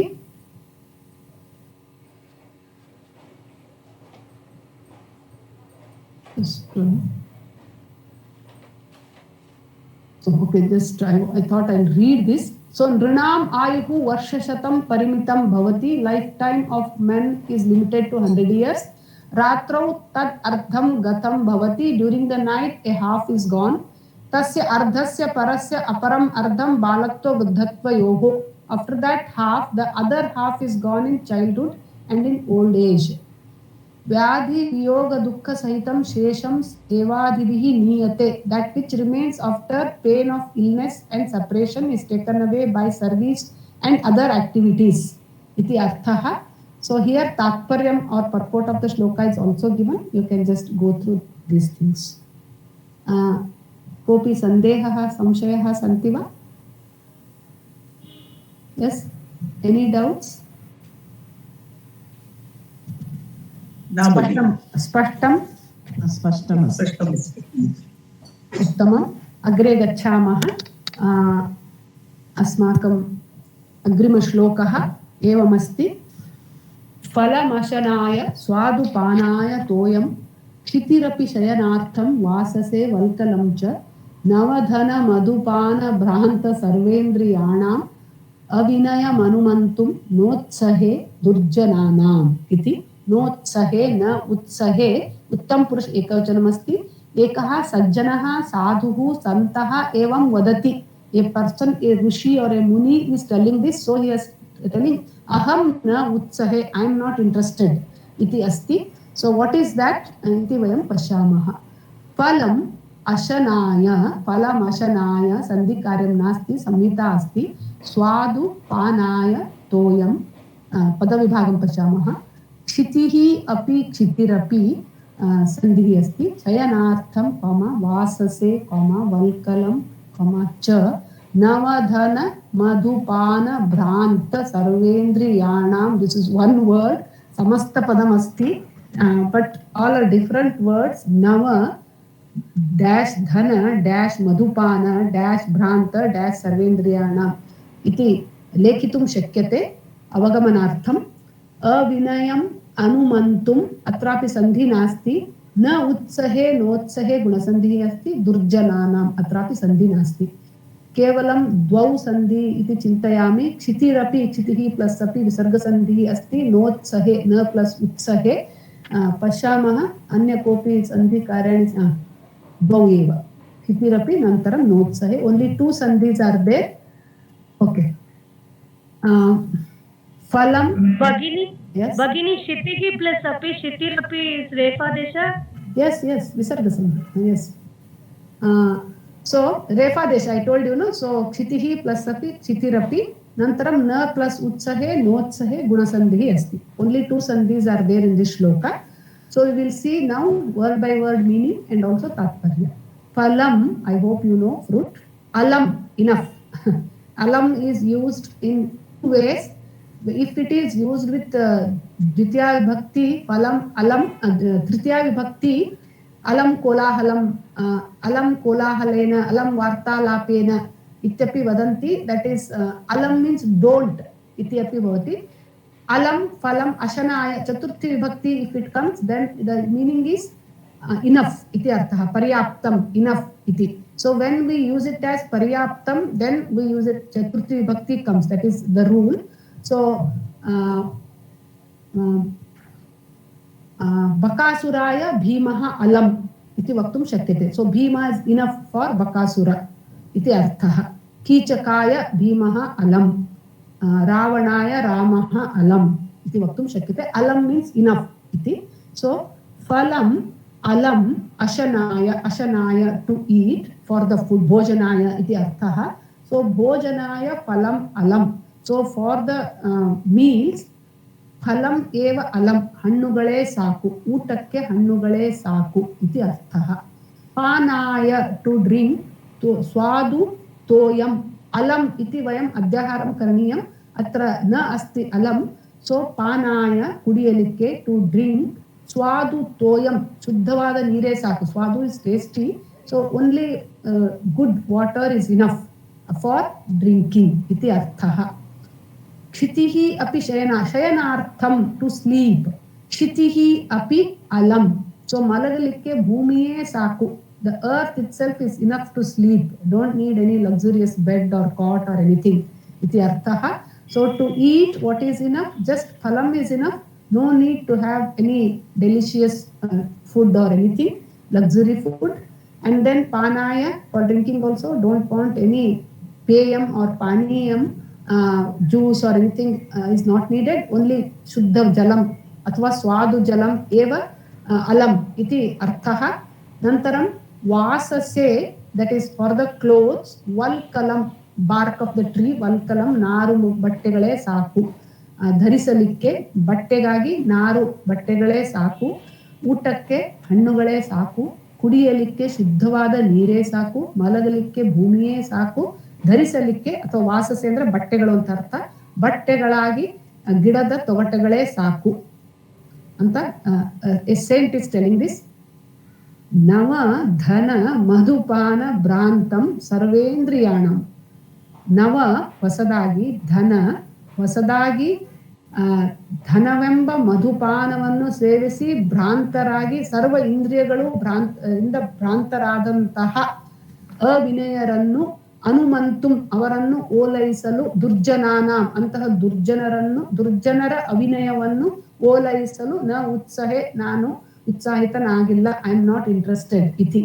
so here we have to split these things. ನವ ಧನ ಮಧುಪಾನ ಭ್ರಾಂತ, one who has become bhranta, confused by drinking the alcohol of the wealth. So ನವಧನ, ಹಣದಿಂದ ಮತ್ತನಾದವನು ಅಂತ ಅರ್ಥ. ಹಣವೇ ಅವನಿಗೆ ಮದ್ಯಪಾನ. ಹಣವೆಂಬ ಮದ್ಯಪಾನವನ್ನು ಸೇವಿಸಿ ಎಲ್ಲ ಇಂದ್ರಿಯಗಳಿಂದ ಮತ್ತನಾದಂತಹ ದುರ್ಜನರ ಅವಿನಯವನ್ನು ಅನುಮಂತಿಸಲು, ಅದರ ಸಹಿಸಲು ನ ಉತ್ಸಾಹೆ, ಐ ಆಮ್ ನಾಟ್ ರೆಡಿ ಇತಿ ಅರ್ಥಃ. ಸೊ ಸಂತಹ ವದತಿ, even if I can lead a very simple life, ಅತ್ಯಂತ ಬಡವನಾಗಿ ನಿರ್ಗತಿಕನಾಗಿ ಇದ್ದರೂ ಸಹಿತ ಈ ಸಿರಿವಂತರ ದುರ್ನಡತೆಯನ್ನು ನಾನು ಓಲೈಸಲು ಸಿದ್ಧನಿಲ್ಲ. I am not ready to tolerate these bad behaviour of the so called rich people, those who are arrogant, and I think you can just compare it to the present day politicians, because they have money, how they support and how they just keep quiet whatever these rich people do, how they ignore all those things only because they are rich. So this sadhu is telling that I don't mind if I have zero money also, but I don't want to support these people iti arthaha. So ನನಗೆ ಯಾವುದೇ ಹಣ ಇಲ್ಲದೆ ಹೋದ್ರೂ ಪರವಾಗಿಲ್ಲ, ನಾನು ಹಣ್ಣು ತಿಂದುಕೊಂಡು ಇರಬಲ್ಲೆ, ನೀರು ಕುಡಿದುಕೊಂಡು ಇರಬಲ್ಲೆ, ಭೂಮಿ ಮೇಲೆ ನಿಂತ್ಕೊಂಡು ಇರಬಲ್ಲೆ, ನಾರು ಮಡಿಯನ್ನು ಉಟ್ಟುಕೊಂಡು ಇರಬಲ್ಲೆ. ಆದರೆ ಈ ಧನವೆಂಬ ಮದ್ಯಪಾನದಿಂದ ಎಲ್ಲ ಇಂದ್ರಿಯಗಳಿಂದಲೂ ಮತ್ತರಾದಂತಹ ದುರ್ಜನರನ್ನ ಓಲೈಸಲು ನಾನು ಸಿದ್ಧನಿಲ್ಲ. I am not ready or I am not interested ಇತಿ ಅರ್ಥಃ ಅಸ್ತಿ. So you can just see this. ನವ ಪ್ಲಸ್ ಧನ ನವಧನ, ನವಧನ ಮಧು, ನವಧನ ಪುಲ್ಲಿಂಗ ಭವತಿ. ನವಧನ ಮಧು ಪ್ಲಸ್ ಪಾನ, ಅಗೇನ್ ಇಟ್ ಬಿಕಮ್ಸ್ ನಪುಸ್ಕಲಿಂಗ. ನವಧನ ಮಧುಪಾನ ಭ್ರಾಂತ, ಇಟ್ ಬಿಕಮ್ಸ್ ಪುಲ್ಲಿಂಗ. ನವಧನ ಮಧುಪಾನ ಭ್ರಾಂತ ಪ್ಲಸ್ ಸರ್ವ ಪುಲ್ಲಿಂಗ. ನವಧನ ಮಧುಪಾನ ಭ್ರಾಂತ ಸರ್ವ ಇಂದ್ರಿಯ, ಇಂದ್ರಿಯ ಇಟ್ ಬಿಕಮ್ಸ್ ನಪುಸ್ಕಲಿಂಗ. ಸೊ ಧನವೆಂಬ ಮಧುಪಾನವನ್ನು ಮಾಡಿ ಎಲ್ಲ ಇಂದ್ರಿಯಗಳಿಂದ ಮತ್ತನಾಗಿ ಇರುವಂತಹ ಅಂತ. whose all senses have been maddened by the enjoyment of newly acquired wealth, which has proven a wine to them. They are like wine. iti arthah asti. Anvayam pashamah. Ashanaya phalam alam, panaya swadutoyam alam, shayanartham kshitihi alam, vasase valkalam alam iti arthah. Parantu durjananam ನವಧನ ಮಧುಪಾನ ಭ್ರಾಂತ ಸರ್ವೇಂದ್ರಿಯಾಣಂ ಅವಿನಯಂ. So ಎಲ್ಲ ಇಂದ್ರಿಯಗಳ ಅವಿನಯವನ್ನು, he is showing ಅವಿನಯ by all the organs ಇತಿ. ಇಟ್ ಮೇ ಬಿ ಬೈ ವಾಣಿ, ಬೈ ಕಾಯ ವಾಚ ಮನಸ ಇತ್ಯರ್ಥಃ. ಅನುಮಂತುಂ ನ ಉತ್ಸಹೆ, I am not ready to support or to permit. ಅನುಮಂತುಂ ಇತ್ಯುಕ್ತೆ permit also, I am not ready to do that ಇತಿ ಅರ್ಥಃ ಅಸ್ತಿ. Ashanaya phalam alam, fruit is enough for food. Panaya swadutoyam alam, sweet water is enough for drink. Shayanartham kshitihi alam, earth is only earth, bare ground is enough for sleeping. Vasase valkalam cha api alam, and also tree bark is enough for clothing. Navadhana madhupana bhranta sarvendriyanam durjananam, of the durjana the wicked, whose all senses have been maddened by the enjoyment of newly acquired wealth, which has proven a wine to them. Tesham avinayam, those people's rudeness, I am not enthusiastic to permit or allow. Utsahe, so not interested to permit those things. Iti arthah. So phalam is napuskali, alam is avyaya, ashanaya chaturthi bhakti ekvachana for food, swadu tasty napuskali prathama bhakti ekvachana, panaya chaturthi bhakti ekvachana, toyam prathama bhakti ekvachana, kshitihi strilinga prathama bhakti ekvachana. Shayana plus artham, shayanartham. Artham means always for the purpose. Paropakarartham idam shariram. Paropakarartham, karyartham, taranartham, gayanartham, nartanartham. Ityukte for iti. And it gives the meaning of chaturthi vibhakti, but it is avyaya. Vasase, vasas iti shabdah asti. Nantaram chaturthi bhakti ekvachana napuskalinga. So all these things are in chaturthi bhakti. I have told you because alam prayoga asti, ataha chaturthi bhakti. So then valkalam, bark, and then this is napuskalinga. This all we should take it as together. Navadhana madhupana bhranta sarvendriyanam, it is a single word, samasta pada. So indriyanam, the last word we should take. And last words, linga vibhakti vachana, will be the linga vibhakti vachana of the whole word, because it is a single word. So there are so many. Nava is there, dhana is there, madhupana is there. There is no vibhakti for nava, there is no vibhakti for dhana, there is no vibhakti for madhupana, bhranta, sarvendriyanam. Only last word has vibhakti, and that vibhakti will be vibhakti for the whole word. Avinayam, napuskaling dvitiya vibhakti, arrogance. Anumantum, it is tumantavyam asti. Anu plus man plus tuman iti artha. Na utsahe, ut plus sahe atmanepadi asti. Of the wicked, shashti bhakti bahuvachana avyaya. Astu. So any doubts here? No chet agre gacchamaha. Agre gacchamaha va? Astu. So actually, because I'm doing two lessons together, I have not taken Kavya Katha in this. I have not made the slides. I have made slides, but I have not included because it becomes too much. It is very difficult to upload, and the downloading also takes so much of time. So Kavya Katha is there already there in your textbook. So we will read it from there. I have slides. Yeah, I have slides, but I deleted those things. Actually, I have removed those slides because it becomes too heavy. So we can easily follow from textbook. Yes, that is why. So I am also opening my textbook. So कृपया सर्वे उद्घाटयन्तु. षष्टमस्य पाठस्य काव्यकथाम् उद्घाटयन्तु. किरातार्जुनीयम् अत्र आरम्भः भवति.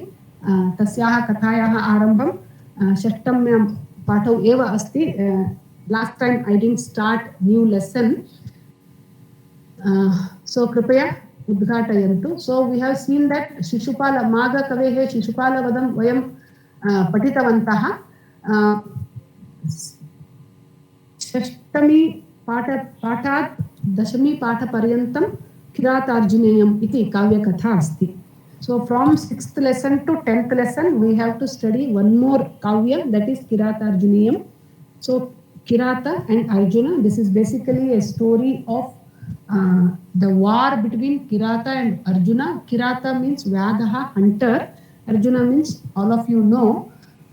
So when these Pandavas were in Vanvasa, so that time the Yudhishthira sent some Duta to Hastinapura, and then he finds that Duryodhana is also, actually it's not given in a book, but the story is Duryodhana had started collecting the army because he knew that Pandavas may start war against him, and also he had planned not to give that Indraprastha back to him. Whatever the promise was, after 13 years, Duryodhana was supposed to give that, but he decided not to give. If he doesn't give the kingdom back, then definitely there will be war. So Duryodhana started preparing for the war, and the Pandavas got the news.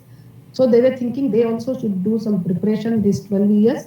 And then Vedavyasa also comes there, and he advises Pandavas, he advises Arjuna to go to forest, do tapas, and get some astras by Indra and by Shiva.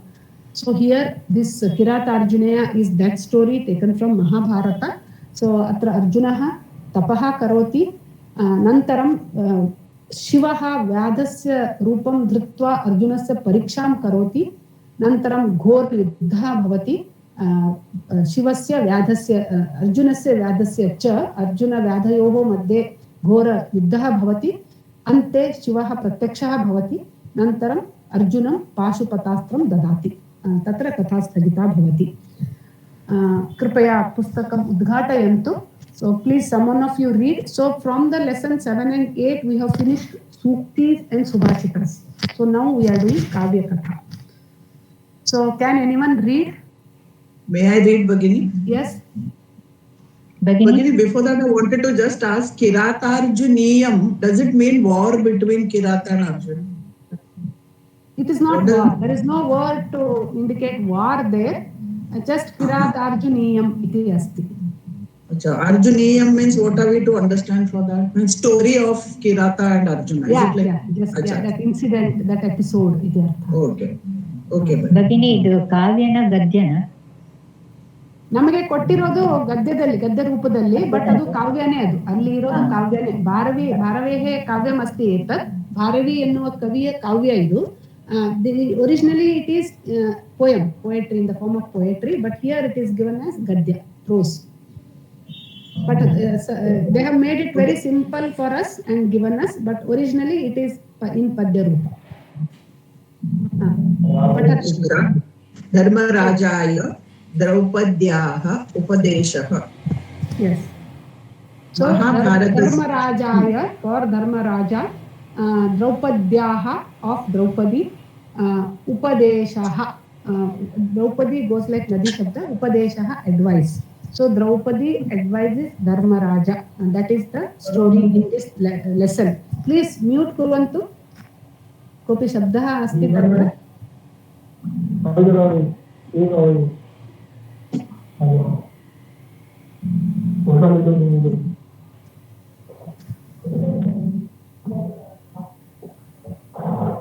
महाभारतस्य कथा प्रसिद्धा.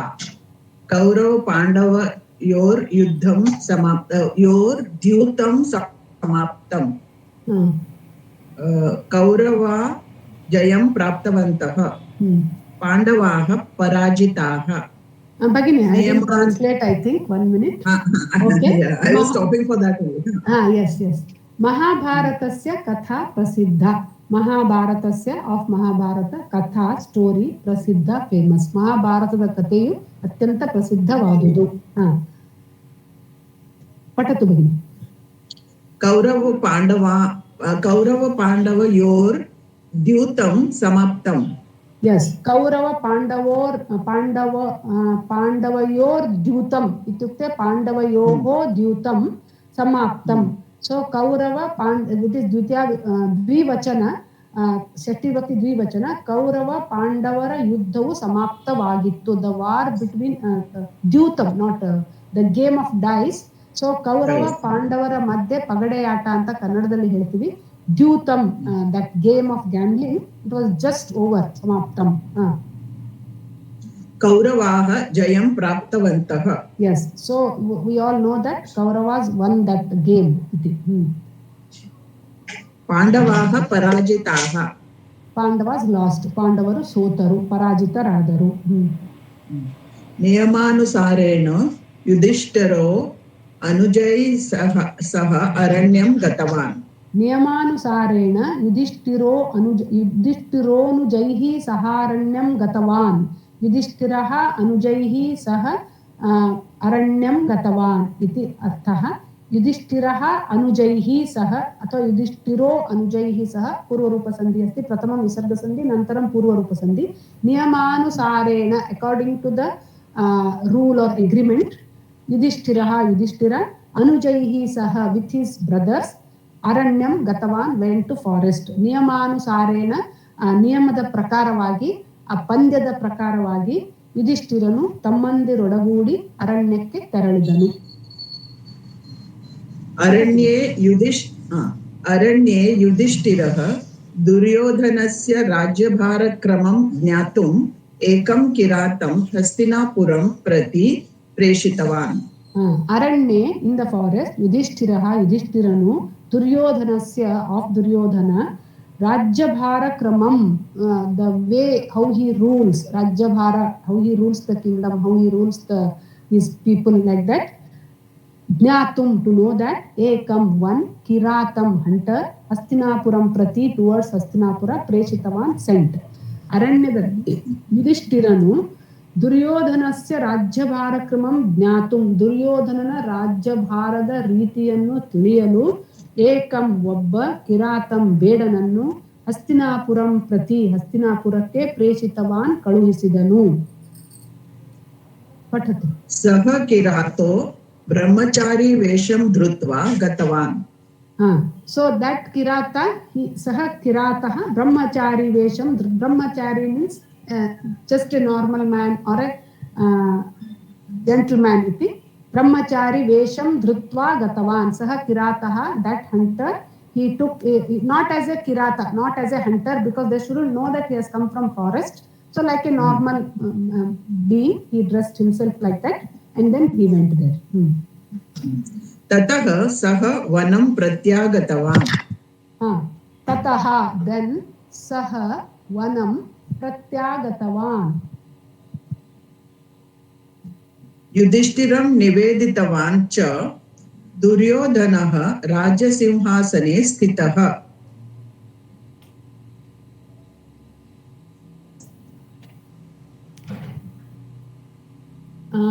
one minute भगिनी ततः सः वनं प्रत्यागतवान् so he went there he saw his दुर्योधन's राज्यभारक्रम प्रत्यागतवान् he returned to forest युधिष्ठिरं निवेदितवान् च so he told Yudhishthira दुर्योधनो राजसिंहासने स्थितः दुर्योधनः राजसिंहासने स्थितः Duryodhana is seated in the राजसिंहासन so he is ruling तथापि then also भवतां विषये सः भीतः so even though he is a king he is very scared about you because he knows that Pandavas are very brave they will not keep quiet so they may do something they may wage a war something like that भीतः he is scared yes continue सः नीतिपूर्वकं राज्यशासनं करोति yes सेवकान्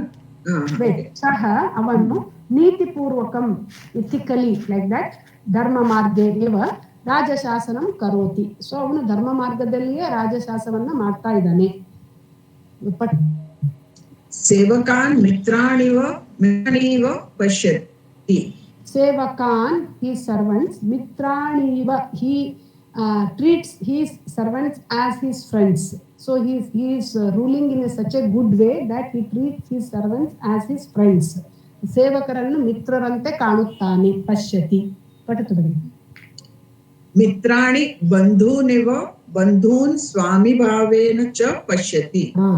So mitrani, his friends, he treats his friends as his relatives and his relatives as his malak, means respectable. Swami bhavena means with respect. Pashyati, he looks them like that.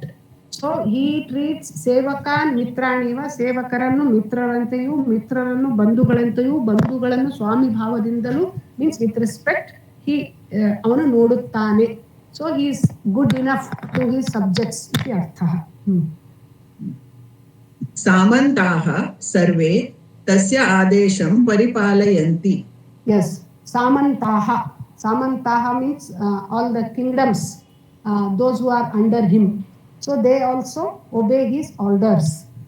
So ಸಾಮಂತ ರಾಜರೆಲ್ಲರೂ ಅವನ ಆದೇಶಗಳನ್ನು ಪರಿಪಾಲಿಸುತ್ತಾರೆ. ವದತು. राज्ये राज्ये सर्वत्र कृषिरुत्कृष्टास्ति. राज्ये राज्यदल्लि in the kingdom सर्वत्र everywhere कृषिः उत्कृष्टा अस्ति, कृषिरुत्कृष्टा अस्ति. विसर्ग संधिः अस्ति, रेफादेशः अभवत्. कृषिः agriculture, उत्कृष्टः श्रेष्ठः उत्तमः इति अर्थ. It is the best. So even ಬೆಳೆಗಳು ಕೂಡ ಚೆನ್ನಾಗಿ ಬರ್ತಾ ಇದೆ ಅಂತ. It is prosperous इति अर्थः. कृषिः means all the fields are grown up. It is samruddhah asti iti artha. गुप्तचराः विश्वासयोग्याः सन्ति. गुप्तचराः, all the spies, they are all trustworthy. गुप्तचरರು ಕೂಡ ಅತ್ಯಂತ ವಿಶ್ವಾಸಾರ್ಹರಾಗಿದ್ದಾರೆ. ಭಗಿನಿ ಧನ್ಯವಾದ. ಭವತ್ಯಾಹ ನಾಮ? मीरा. मीरा उच्यते. मीरा भगिनी धन्यवाद. कृपया कोऽपि अन्यभागं पठन्तु. पठतु गीता भगिनी. अनन्तरं भारती भगिनी पठतु. गीता भगिनी पठतु. ते अन्यराजानां वृत्तान्तं तस्मै निवेदयन्ति. So the Guptacharaः अन्य राजानां वृत्तान्तं तस्मै निवेदयन्ति. So they are trustworthy. They'll go to other states and other countries and then they'll bring the news and tell him. That is their job. No, spies means they have to go in disguise. They have to go to different places and collect the information and give it to the king. So they are all doing it very honestly. एवं सः प्रबलो महाराजो भविष्यति.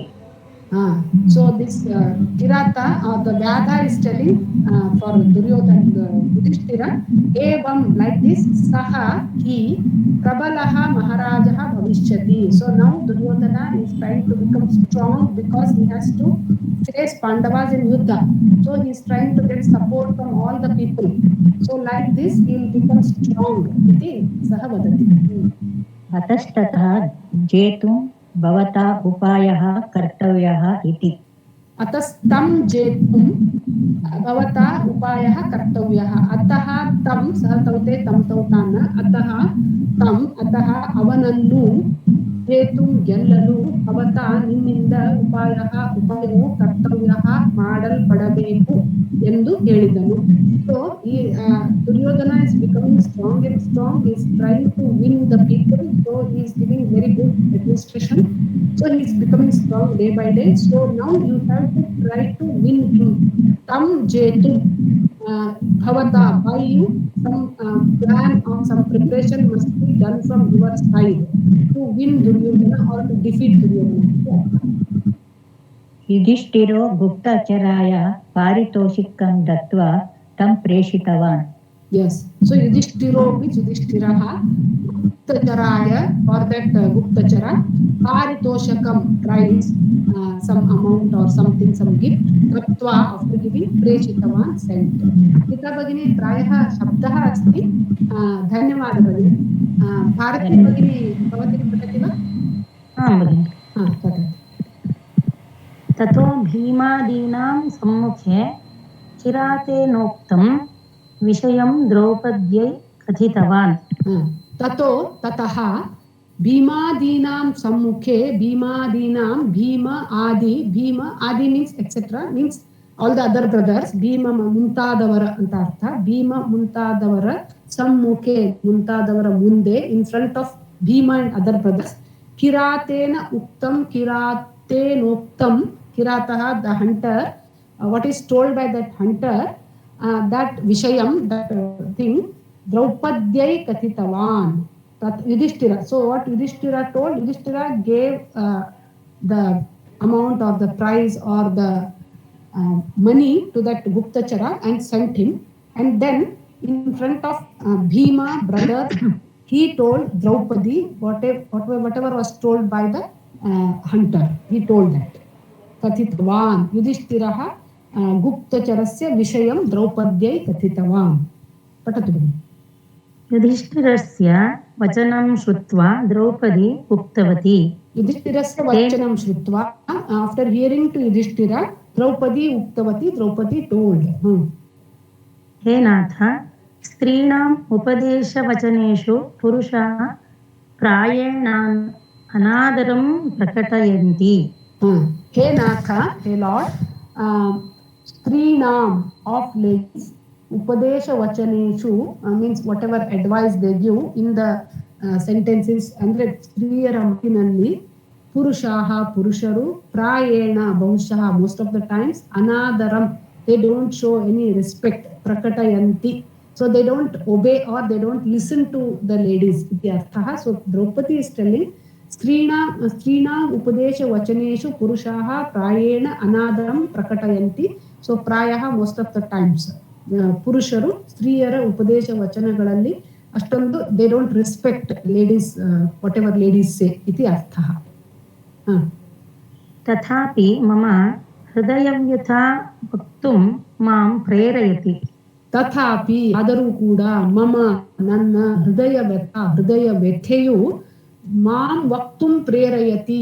I know that you will not listen to me but then also the Vedana, the sorrow, the deep sorrow, whatever she had in her heart, so that is making me to talk. I know you will not listen to me, but then also the Vyatha, the Vedana is making me to talk. So ನನ್ನ ಹೃದಯದ ವ್ಯಥೆಯು ನನ್ನನ್ನು ಮಾತನಾಡಲಿಕ್ಕೆ ಪ್ರೇರೇಪಿಸ್ತಾ ಇದೆ. ನೀವು ನನ್ನ ಮಾತು ಕೇಳ್ತಿರೋ ಬಿಡ್ತಿರೋ ಗೊತ್ತಿಲ್ಲ, ಆದರೆ ನನ್ನ ವ್ಯಥೆ ನನ್ನನ್ನು ಸುಮ್ಮನೆ ಇರಕ್ಕೆ ಬಿಡ್ತಾ ಇಲ್ಲ, ಮಾತಾಡಲಿಕ್ಕೆ ಪ್ರೇರೇಪಿಸ್ತಾ ಇದೆ ಅಂತ ಹೇಳ್ತಾರೆ. ತ್ವಂ ಪತ್ನಿ ಸಮಾಂ ರಾಜ್ಯಲಕ್ಷ್ಮೀ ಪರಿತ್ಯಕ್ತವಾನ್. Yes, ತ್ವಂ means ಯುಧಿಷ್ಠಿರನು ನೀನು ಯುಧಿಷ್ಠಿರನು ಪತ್ನಿ ಸಮಾಂ ರಾಜ್ಯಲಕ್ಷ್ಮಿ. ರಾಜ್ಯಲಕ್ಷ್ಮಿ ರಾಜ್ಯ ಅಂದ್ರೆ ಪತ್ನಿ ಸಮಾಂ ರಾಜ್ಯಲಕ್ಷ್ಮಿ ಪತ್ನಿಗೆ ಸಮಾನರಾದಂತಹ ರಾಜ್ಯವನ್ನು ಪರಿತ್ಯಕ್ತವಾನ್ ತ್ಯಾಗ ಮಾಡಿಬಿಟ್ಟೆ, ಮತ್ತೊಬ್ಬರಿಗೆ ಬಿಟ್ಟು ಕೊಟ್ಟು ಬಿಟ್ಟೆ, ಅನ್ಯಾಯವಾಗಿ ರಾಜ್ಯವನ್ನು ತೊರೆದು ಬಿಟ್ಟೆ ಅಂತ ಹೇಳ್ತಾ ಇದ್ದಾಳೆ. You just gave the our kingdom Indraprastha which was as equal to wife Rajyalakshmi and Patni are more or less same and you have given away that to the Kauravas. Iti she is telling. Atoyam Bhimah kathamasti pashya.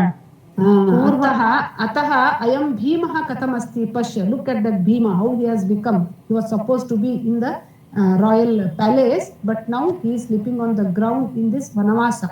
So he was supposed to be the prince, but now what kind of life he is leading?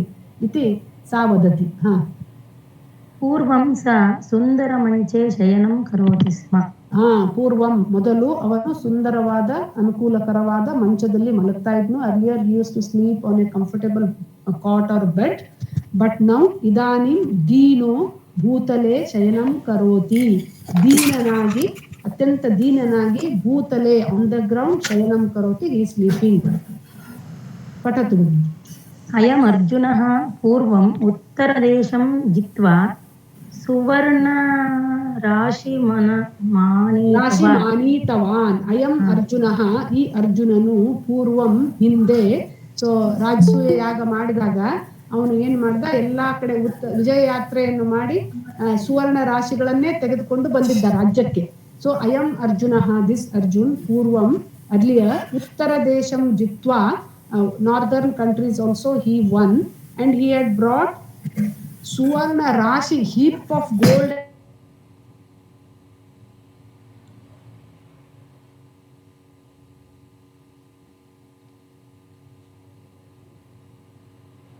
Now he himself is wearing that animal bark and he is ತಾನೇ ನಾರು ಮುಡಿಯನ್ನು ಉಟ್ಟು ವನವಾಸದಲ್ಲಿ ಪರಿತಪಿಸ್ತಾ ಇದ್ದಾನೆ.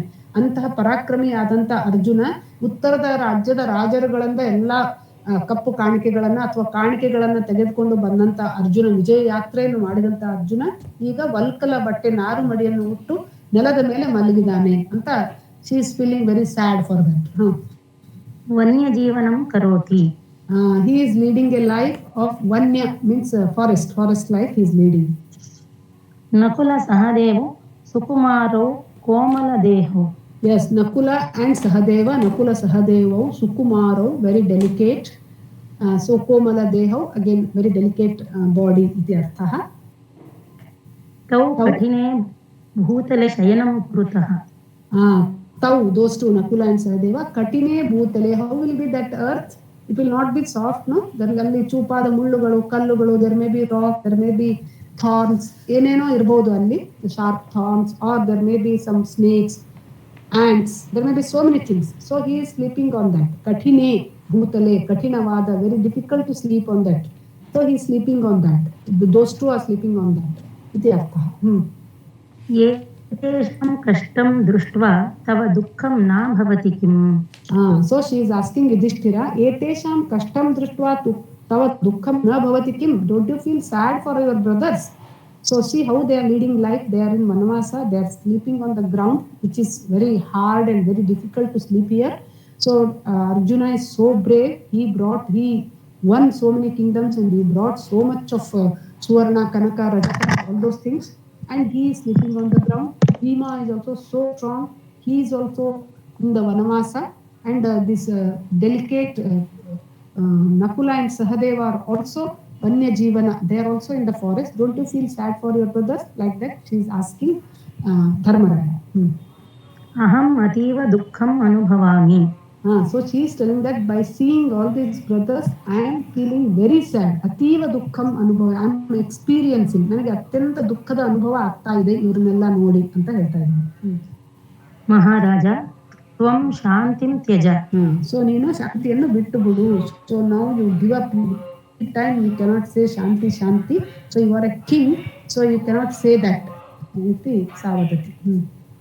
Shatrunam vinasham kuru. So Shatrunam, of the enemies, vinasham, destruction, kuru, so destroy your enemies. Shanti muninam swabhavaha. Shantir muninam swabhavaha. Shantihi muninam swabhavaha. Visarga sandhi asti, refa deshaha bhavat. ಶಾಂತಿಯು ಮುನಿಗಳ ಸ್ವಭಾವ, ರಾಜನಿಗೆ ಅಲ್ಲ. ರಾಜ ಶಾಂತಿ ಶಾಂತಿ ಅಂತ ಕೂತ್ರೆ ಬೇರೆ ಶತ್ರುಗಳೆಲ್ಲ ರಾಜ್ಯವನ್ನು ಆಕ್ರಮಿಸ್ಕೊಂಡು ಬಿಡ್ತಾರೆ. So shanti mantra is not for the kings, kshatriyas. So it is for ಮುನಿನಾಂ ಸ್ವಭಾವ. ಮುನಿಗಳಿಗೆ ಶಾಂತಿ ಅಂದ್ರೆ it's okay, but not for you. Like that she is telling. ಸ್ವಭಾವೋ ನೃಪಾಣಾಂ ನ. ಸಹ ಸ್ವಭಾವಃ ನೃಪಾಣಾಂ ನ. ಶಾಂತಿ ಸ್ವಭಾವಃ ನೃಪಾಣಾಂ ನ. It's not for kings. ಇತಿ ಸಾ ವದತಿ. ಸಮಯ ನಿರೀಕ್ಷಾ ನೋಚಿತ. ಸಮಯ ನಿರೀಕ್ಷಾ ನ ಉಚಿತ ನೋಚಿತ. It's not fair to wait for a longer time. ಸಮಯದ ನಿರೀಕ್ಷೆ ಮಾಡೋದು 13 ವರ್ಷ ಆಗ್ಲಿ, ಅಜ್ಞಾತವಾಸ ಆಗ್ಲಿ ಅಂತ ಅನ್ನೋದು ಉಚಿತವಲ್ಲ ಅಂತ ಹೇಳ್ತಾ ಇದ್ದಾರೆ. ಯೋ ವಿಜಯಮಿಚ್ಛತಿ ಸ ಸಮಯಾನುಸಾರೇಣ ಸಂಧಿಂ ತ್ಯಜತಿ. Yes, yo means ಯಹ ವಿಜಯಮಿಚ್ಛತಿ, ಒನ್ ಹೂ ವಾಂಟ್ಸ್ ವಿಕ್ಟ್ರಿ. ಯಾರಿಗೆ ವಿಜಯವು ಬೇಕು, ಸಹ ಅವನು ಸಮಯಾನುಸಾರೇಣ ಕಾಲಕ್ಕೆ ಅನುಕೂಲವಾಗಿ ಸಮಯಕ್ಕೆ ತಕ್ಕಂತೆ ಸಂಧಿಂ ತ್ಯಜತಿ. ಸಂಧಿ ಅಂದ್ರೆ ಟ್ರೀಟಿ, ಅದನ್ನ ಬಿಟ್ಟೇ ಬಿಡ್ತಾರೆ. Whatever agreement is done, so there is no need to stick to that agreement and do 12 years of vanavasa and 1 year of ajnatavasa is not needed. That's what Draupadi is telling. So ನಿನಗೆ ವಿಜಯ, ಯಾರಿಗೆ ವಿಜಯ ಬೇಕೋ ಅವರು ಆ ಅಗ್ರಿಮೆಂಟ್ ಅನ್ನ they will break that agreement and they you can just wage a war. Like that she is telling. ಅಥೋ ಯುದ್ಧಾಯ ಪ್ರವೃತ್ತಿಂ ಕುರು. ಆದ್ದರಿಂದ ಯುದ್ಧಕ್ಕಾಗಿ ಪ್ರವೃತ್ತಿ ಅಂದ್ರೆ ಜಸ್ಟ್ in action. ಯುದ್ಧಕ್ಕಾಗಿ ತಯಾರಿಯನ್ನು ಮಾಡಿಕೊ. Be prepared or start a war इति अर्थः. ಏವಮುಕ್ತ್ವಾ ದ್ರೌಪದಿ ತೂಷ್ಣೀಂ ಅಭವತ್. एवम् उक्त्वा ಈ ರೀತಿಯಾಗಿ ಹೇಳಿ Draupadi ತೂಷ್ಣೀಂ kept quiet. So after telling all these things, Draupadi kept quiet इति अर्थः अस्ति. So now we'll move on to 7th chapter काव्यकथा. कृपया सर्वे उद्घाटयन्तु. So ಧನ್ಯವಾದ ಭಗಿನಿ. धन्यवाद भारती भगिनी, धन्यवाद. अधुना कोऽपि पठति वा? नो चेत् अहमेव पठामि. नलिनी भगिनी पठितुम् इच्छति वा? भीम युधिष्ठिरयोः संवाद अर्जुनस्य इन्द्रकील प्रयाणम्. Yes, that is the heading or Shirshika or the title of the lesson. Bhima Yudhishthirayoho Samvadaha. Samvadaha is dialogue, conversation between Bhima and Yudhishthira. So next chapter contains the dialogue between Bhishma and Yudhishthira and also a journey of Arjuna towards Indrakila. Indrakila Parvatam asti. So Arjuna makes or he leaves for Indrakila Parvata. Iti artha. Patatu. द्रौपद्या वचनानन्तरं भीमसेनो वक्तुमारम्भं कृतवान्. So last lesson we have seen that Draupadi tells Yudhishthira and then Draupadyaha vachananantaram तत्र लोपसन्धि विसर्गलोपसन्धि कारणात् द्रौपद्या इति अभवत्. नो चेत् मूलतः द्रौपद्याः इति अस्ति. द्रौपद्याः वचनानन्तरं द्रौपदीय वचनद नन्तर भीमसेनो तत्रापि विसर्गलोपः अभवत्. विसर्गसन्धिः अस्ति. भीमसेनः वक्तुम् आरम्भं कृतवान्. द्रौपदीय वचनद नन्तर भीमसेननु हेळಲು आरम्भिಸಿದನು. After Draupadi spoke, Bhima started telling. सः तस्या वचनं श्रेष्ठमिति चिन्तितवान्. सः पुनः विसर्गसन्धि कारणात् स इति अभवत्. सः पुनः तस्याः अपि लोपसन्धिः विसर्गलोपसन्धिः अस्ति. सः तस्याः वचनं श्रेष्ठम् इति चिन्तितवान्. Bhima thought that whatever Draupadi told is the best thing and that we should follow. That is correct and that we should follow. He thought like that. भीमः कथयति अग्रज द्रौपद्या वचनं रमणीयम्. Yes, now Bhima starts telling Agraja, hey brother. Agraja is elder brother, Anuja is younger brother. I hope you know. So Agraja, hey brother, Draupadyaha vachanam, Draupadi's words are ramaniyam. They are good iti artha atra sundaram ramaniyam. So hey annane, Agraja means annane, Draupadiya vachanagalu satyavadadagide, ramaniyavagide anta artha. Brihaspati रप्येवं वक्तुं न शक्तः. So he liked it so much that he is telling Brahaspatihi api evam vaktum. Brahaspati is supposed to be guru of Devas, Deva Asuras. He is the guru Asuras. So Brahaspati kuda ee ರೀತಿ ಹೇಳಲು ಸಾಧ್ಯವಿಲ್ಲ. ಅಷ್ಟು ಸರಿಯಾಗಿ ಸಮಯೋಚಿತವಾಗಿ ದ್ರೌಪದಿಯು ಹೇಳಿದ್ದಾಳೆ ಅಂತ ಹೇಳ್ತಾ ಇದ್ದಾನೆ. तस्या वचनम् अर्थगर्भितम्. तस्याः वचनं विसर्गसन्धि कारणात् विसर्गलोपः अभवत्. तस्याः वचनं her words are ಅರ್ಥಗರ್ಭಿತಂ meaningful. ಅವಳ ಮಾತುಗಳು ಅರ್ಥಗರ್ಭಿತವಾಗಿವೆ. Yes. अतस्तस्याः वचनं स्वीकुरु. अतस्तस्याः अतः therefore तस्याः her वचनं words स्वीकुरु accept whatever she told, no, accept that इति ಸ್ವೀಕಾರ ಮಾಡು. तव बुद्धिर्विद्यासु प्रणीता. तव बुद्धिः विद्यासु परिणता इति अस्ति. तव बुद्धिः, that is Yudhishthira's बुद्धिः, विद्यासु in education, parinita, you are expert in education, there is no doubt, you are expert, you have knowledge, everything is there. कथं कौरवाणां विषये सा न. Yes, so you are so talented, so intelligent, you have so much of knowledge, but Katham, how, Kauravanam Vishaye, in the matter of Kauravas, Sa means Vidya Nashta. So how you lost that Vidya when you were dealing with Kauravas? Why you again agreed for a Dhyuta Krida? Iti she is asking. It was a mistake to accept their invitation second time when they called him for gambling. So, Pandavas feel that, and Pandavas along with Draupadi feel that was a mistake, that accepting gambling second time. Okay. देवा पूर्वस्माकं पौरुषम अभिनन्दन्ति स्म. देवा अपि पूर्वम् अस्माकं पौरुषम् अभिनन्दन्ति स्म. So devaha api, gods also, purvam, earlier, hinde, asmakam, our paurusham, our bravery, abhinandanti sma. Even they were congratulating, they were appreciating our bravery in olden days. So ಈ ಹಿಂದೆ ದೇವತೆಗಳು ಕೂಡ ನಮ್ಮ ಪೌರುಷವನ್ನು ಅಭಿನಂದಿಸುತ್ತಿದ್ದರು.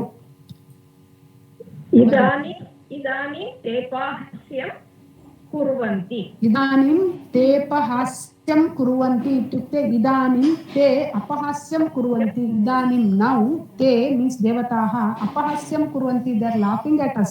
ಅವರು ಅಪಹಾಸ್ಯ ಮಾಡ್ತಾ ಇದ್ದಾರೆ.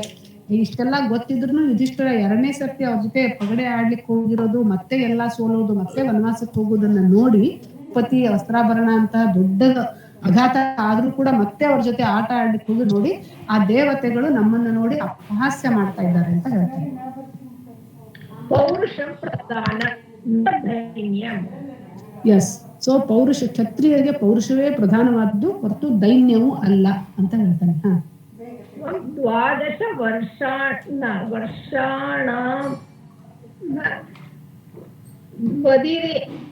ವರ್ಷಾಣಾಂ ಅವಧಿ ನಿರೀಕ್ಷಣಂ ಕರೋಷಿ.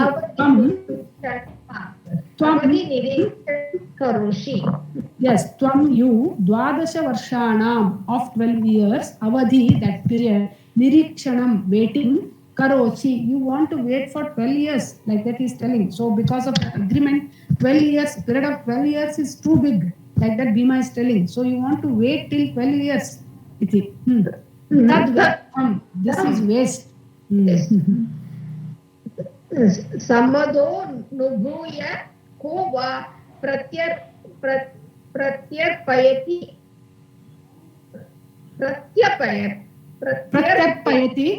Yes, I'll stop here. Sampado anubhuya, sampadaha anubhuya kaha va pratyarpayati iti arthaha. Sampadaha means wealth, anubhuya after enjoying, experiencing, kaha who will return it. Do you think that when we finish 13 years of vanvasa and go back, he will give us Indraprastha? So he is enjoying it for 13 years. Is there any guarantee that he will give it back? Iti Bhima is questioning Yudhishthira. ಸಂಪತ್ತನ್ನು ಅನುಭವಿಸಿ ಯಾರು ಮರಳಿ ಕೊಡುತ್ತಾರೆ ಅಂತ ಕೇಳ್ತಾ ಇದ್ದಾನೆ. ಅಥವಾ ಯದಿ ಸ್ವೀಕುರ್ಮ ತತ್ ಅಪಮಾನಂ ಅಸ್ಮಾಕಂ. ಅಥವಾ or yadi, if swikurmaha, if he gives and if we accept, tat, that is apamanam asmakam, that is great insult for us, feels Bhima. So even if he gives it back, that is insult. Iti arthaha.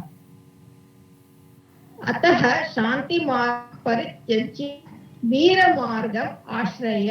अतः therefore shanti margam, that is a way of peace, परित्यज्य, bitbudodana, just give it up, and then veera margam ashraya, let us choose a marga which is suitable for the brave people. Iti yuddham kurmaha, we will do yuddha.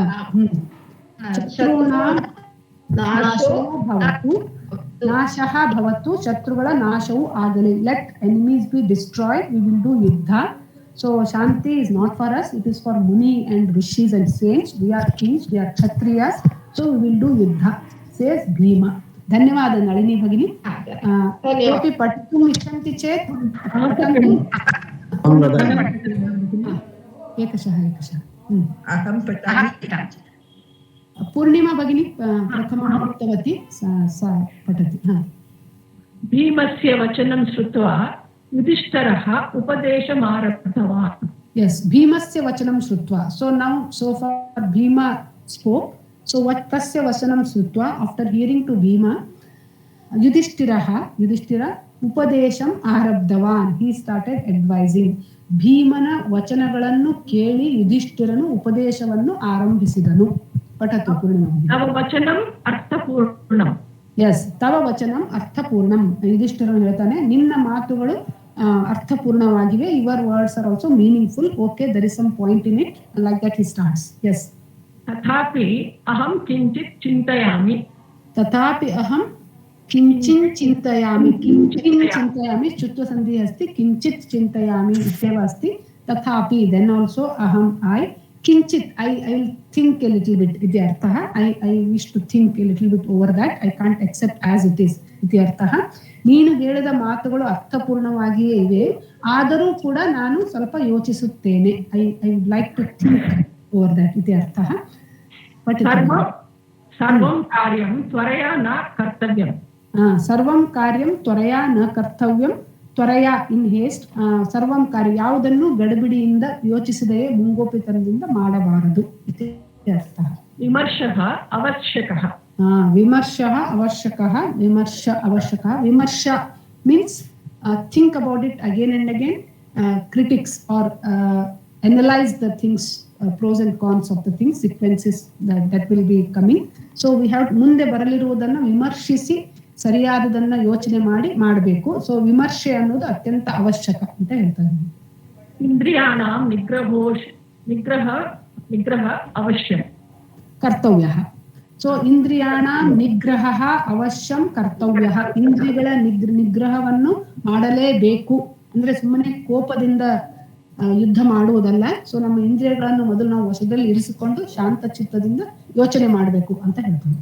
Shanti ಪ್ರಧಾನಂ ಸಾಧನಂ yes Shanti is the important tool he is telling so ಶಾಂತಿಯು ಅತ್ಯಂತ ಪ್ರಧಾನವಾದಂತಹ ಸಾಧನವು ಅಂತ ಹೇಳ್ತಾ ಇದ್ದೀನಿ ದುಷ್ಟಾಃ ತತ್ಕಾಲೇ ಸುಖಂ ಅನುಭವಂತಿ ದುಷ್ಟಾಹ ತತ್ಕಾಲೇ ಸುಖಂ ಅನುಭವಂತಿ ದುಷ್ಟಾಹ ಇವಾಗ ಅವರು ಸುಖವನ್ನು ಅನುಭವಿಸ್ತಾ ಇರಬಹುದು ಇವಾಗ ಅವನು ಸರಿಯಾಗಿ ರಾಜ್ಯಭಾರವನ್ನು ಮಾಡ್ತಾ ಇರಬಹುದು ಬಟ್ ಇಟ್ ಈಸ್ ಟೆಂಪರರಿ ಇತಿ ಸಹ ವದತಿ ಡೋಂಟ್ ವರಿ ತತ್ಕಾಲೇ ಇವಾಗ ಸದ್ಯಕ್ಕೆ ಅವರು ಮಾಡ್ತಾ ಇರಬಹುದು ಸುಖಂ ಅನುಭವಂತಿ ಇವಾಗ ಅವರು ಸುಖವನ್ನು ಅನುಭವಿಸ್ತಿರಬಹುದು ಅಂತೆ ವಿನಶ್ಯಂತಿ ಇತಿ at the end it is not their victory because if they are not truthful if they are not good people so whatever they are enjoying now is temporary but ante at the end they will vinashyanti they will get what they have done iti artha so they will get destruction don't worry like that is telling dhanyawada bhagini nalini bhagini purnima bhagini astu yes mahodaya want to read anyone TV Rao Mahodaya patati तस्मिन्नेव समये आश्रमं व्यासमुनिर् आगतवान् तस्मिन्नेव समये आश्रमं व्यासमुनिरागतवान् व्यासमुनिः आगतवान् व्यासमुनिरागतवान् विसर्गसन्धिः अस्ति सकारादेशः अभवत् तस्मिन् प्लस् एव तस्मिन् एव सो तस्मिन् एव अदे समयदल्लि कः आगतवान् आश्रमं टु दट् आश्रम व्यासमुनिः आगतवान् at that time only Vyasa Maharshi enters the ashrama where they were staying in Vanavasa ade samayadalli Vyasa Muniyu ashramakke bandanu Yudhishthiro tiva santushtah Yudhishthirah ativa santushtah Yudhishthiro tiva santushtah Yudhishthiranu Vyasa Maharshi nodi atyanta santushtanadanu Puja satkaram kritvan so he did the Atithi Satkara for Vyasa Maharshi अनन्तरं धर्मराजो वक्तुम् आरब्धवान् अनन्तरं after that after doing all the hospitality अतिथि सत्कार धर्मराजनु वक्तुं to tell आरब्धवान् started he started telling मुनिश्रेष्ठ तव आगमनेन अस्माकं जन्म सफलम् मुनिश्रेष्ठ हे मुनिश्रेष्ठने तव आगमनेन by your arrival अस्माकं our जन्म subphylum so we are blessed इति अर्थः so ನೀನು ಬಂದಿದ್ದಕ್ಕೆ ನಮ್ಮ ಜನ್ಮ ಸಫಲವಾಯಿತು ಯಾಕೆಂದ್ರೆ there were some difference in the opinions of other Pandavas and Yudhishthira they were not able to decide so at that time right at that time only Vyasa Maharshi enters the ashrama so Yudhishthira finds that he is blessed to have Vyasa Maharshi here because he can take the right decision and Yudhishthira believes in Vyasa Maharshi trust yes tvam nihaspraha yes tvam nispraha asmakam sameepe kim va prichasi nispraha detached from any worldly things neenu nisprahanu ನಮ್ಮ ಹತ್ರ ಏನು ಕೇಳಕ್ ಬರ್ತಿದ್ವಿ you have not come to ask anything definitely you have come here to give us something or advise us something इति अर्थः अतः तव आगमन प्रयोजनं न पृष्टवान् अहम्. Yes, usually if Rishi Munis come to the ashrama, then the Munis used to ask, what can I help you? Do you want any help? Any difficulty in the kingdom, in the Rajya? They used to ask. But now Yudhishthira is telling, you are nispraha, you are detached from everything. So definitely I have not come here to ask anything. So I have not asked you the reason for your arrival. Ataha tava agamana prayojanam na prishtavan. I didn't ask the reason for your arrival. Iti artha. Ninu yatakke bande anta nanu karanavanna kelodilla. ಯಾಕೆಂದ್ರೆ ನೀನು ಏನಾದರೂ ಕೇಳಲಿಕ್ಕೆ ಬಂದವನಲ್ಲ, ನೀನು ನಿಸ್ಪೃಹನಾಗಿದ್ದೀಯೆ. ಆದ್ದರಿಂದ ನಾನು ನಿನಗೆ ಯಾಕೆ ಬಂದೆ ಅಂತ ಕೇಳಲಿಲ್ಲ ಅಂತ ಹೇಳ್ತಾನೆ. तथापि तव वचनं श्रोतुम् इच्छामि इति. But then also we would like to hear you ಅಂತ. ನೀನು ಏನಾದರೂ ಹೇಳ್ತಿದ್ರೆ ಕೇಳಿಸಿಕೊಳ್ಳಲಿಕ್ಕೆ ನಾವು ಆಸಕ್ತರಾಗಿದ್ದೇವೆ, ಇಚ್ಛುಕರಾಗಿದ್ದೇವೆ ಅಂತ ಹೇಳ್ತಾನೆ. ಧನ್ಯವಾದ ಮಹೋದಯ. ಎಸ್ ಸವಿತಾ ಭಗಿನಿ ಪಠಿತು. युधिष्ठिरस्य वचनं श्रुत्वा व्यासमहर्षिरुक्तवान्. Yes, ಯುಧಿಷ್ಠಿರಸ್ಯ ವಚನಂ ಶ್ರುತ್ವಾ, ಯುಧಿಷ್ಠಿರನ ಮಾತುಗಳನ್ನು ಕೇಳಿ ವ್ಯಾಸ ಮಹರ್ಷಿಯು ಉಕ್ತವಾನ್ ಹೇಳಿದನು. After hearing to Yudhishthira's words, Vyasa Maharshi told.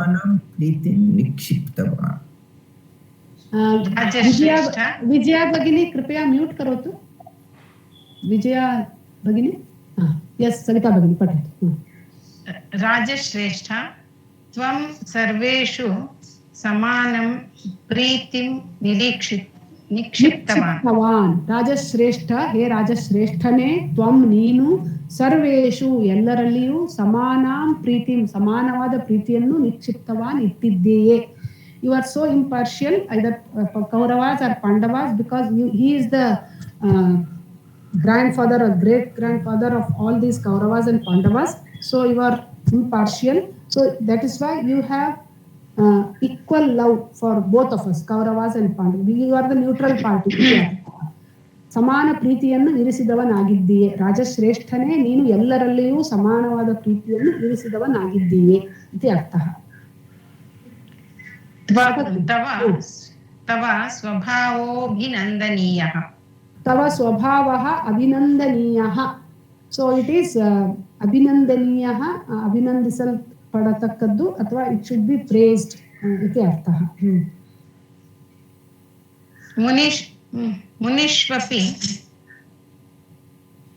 ಮುನೀಷ್ವಪಿ ತವಾಯಂ ಸ್ವಭಾವಃ ಸ್ತುತಿಯೋಗ್ಯಃ. ಮುನೀಷು ಅಪಿ ಮುನೀಷ್ವಪಿ ಸಂಧಿಗೆ ಅಸ್ತಿ ತತ್ರ. ಮುನೀಷು ಅಪಿ ಮುನಿಗಳಲ್ಲಿ ಕೂಡ, ಅಮಂಗ್ ದ ಸೇಂಟ್ಸ್ ಆಲ್ಸೋ, ತವ ಅಯಂ ಯುವರ್ ದಿಸ್ ಕ್ವಾಲಿಟಿ, ಸ್ವಭಾವಃ ದಿಸ್ ನೇಚರ್ ಈಸ್ ಸ್ತುತಿಯೋಗ್ಯಃ, it is praiseworthy iti. Among the munis also you are the great iti artha. Tava gunairaham santushtah. Tava gunaihi aham santushtah. Tava, your gunaihi, by your good qualities, aham, I, santushtah, I am happy. I am happy by your nature or good qualities. ನಿನ್ನ ಸ್ವಭಾವದಿಂದ, ನಿನ್ನ ಈ ಗುಣಗಳಿಂದ, ಯಾವ ಗುಣ ಎಲ್ಲರಲ್ಲಿಯೂ ಸಮಾನತೆಯನ್ನು ಇರ್ತೀಯಲ್ಲ, ಅಂತಹ ಗುಣದಿಂದ ನಾನು ಅತ್ಯಂತ ಸಂತುಷ್ಟನಾಗಿದ್ದೇನೆ ಅಂತ. ಯಾರಲ್ಲಿಯೂ ಪಕ್ಷಪಾತ ಮಾಡುವ ಗುಣ ನಿನ್ನಲ್ಲಿ ಇಲ್ಲ ಅಂತ. ವಯಂ ಮೋಕ್ಷಂ ಪ್ರಾಪ್ತುಂ ಪ್ರಯತ್ನಂ ಕುರ್ಮಃ.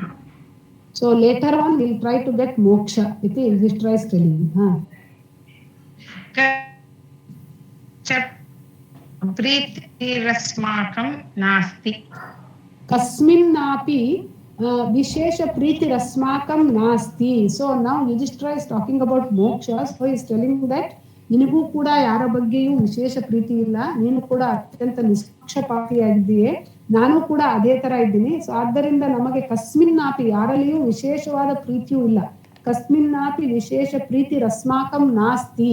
So then they are eligible to go to moksha. They don't have any of the attachments to this world. They don't like anything, they don't dislike anything. It is like that. So if they attain that kind of state, then they are eligible for moksha iti artha. So vishesha preeti rasmakam tathapi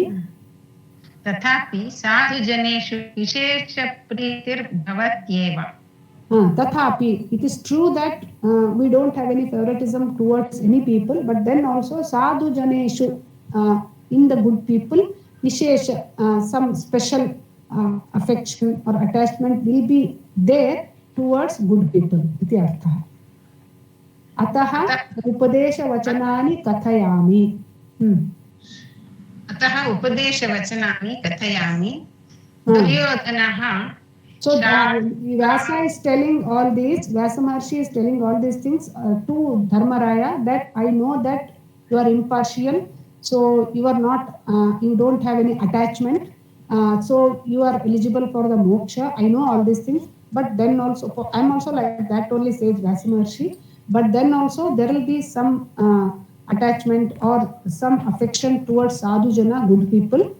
So I want to do some upadesha because you people are sadhu, so I want to advise you some good things for you. Duryodhanaha ಶಸ್ತ್ರಾಸ್ತ್ರ ಸಂಗ್ರಹಂ ಕೃತವಾನ್. ದುರ್ಯೋಧನನು ಶಸ್ತ್ರಾಸ್ತ್ರಗಳನ್ನು ಸಂಗ್ರಹಿಸಿದ್ದಾನೆ. ಶಸ್ತ್ರಾಸ್ತ್ರ means weapon, ಸಂಗ್ರಹಂ means collection, ಕೃತವಾನ್ means done.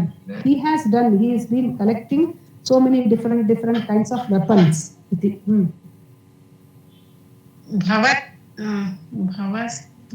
भवस्त्वपि शूरः अर्जुनः शस्त्रसङ्ग्रहं करोतु. भवत्स्वापि शूरः अर्जुनः शस्त्रसङ्ग्रहं करोतु. भवत्सु plus अपि, भवान् भवन्तो भवन्तः, भवत्सु सप्तमी भक्ति बहुवचನ.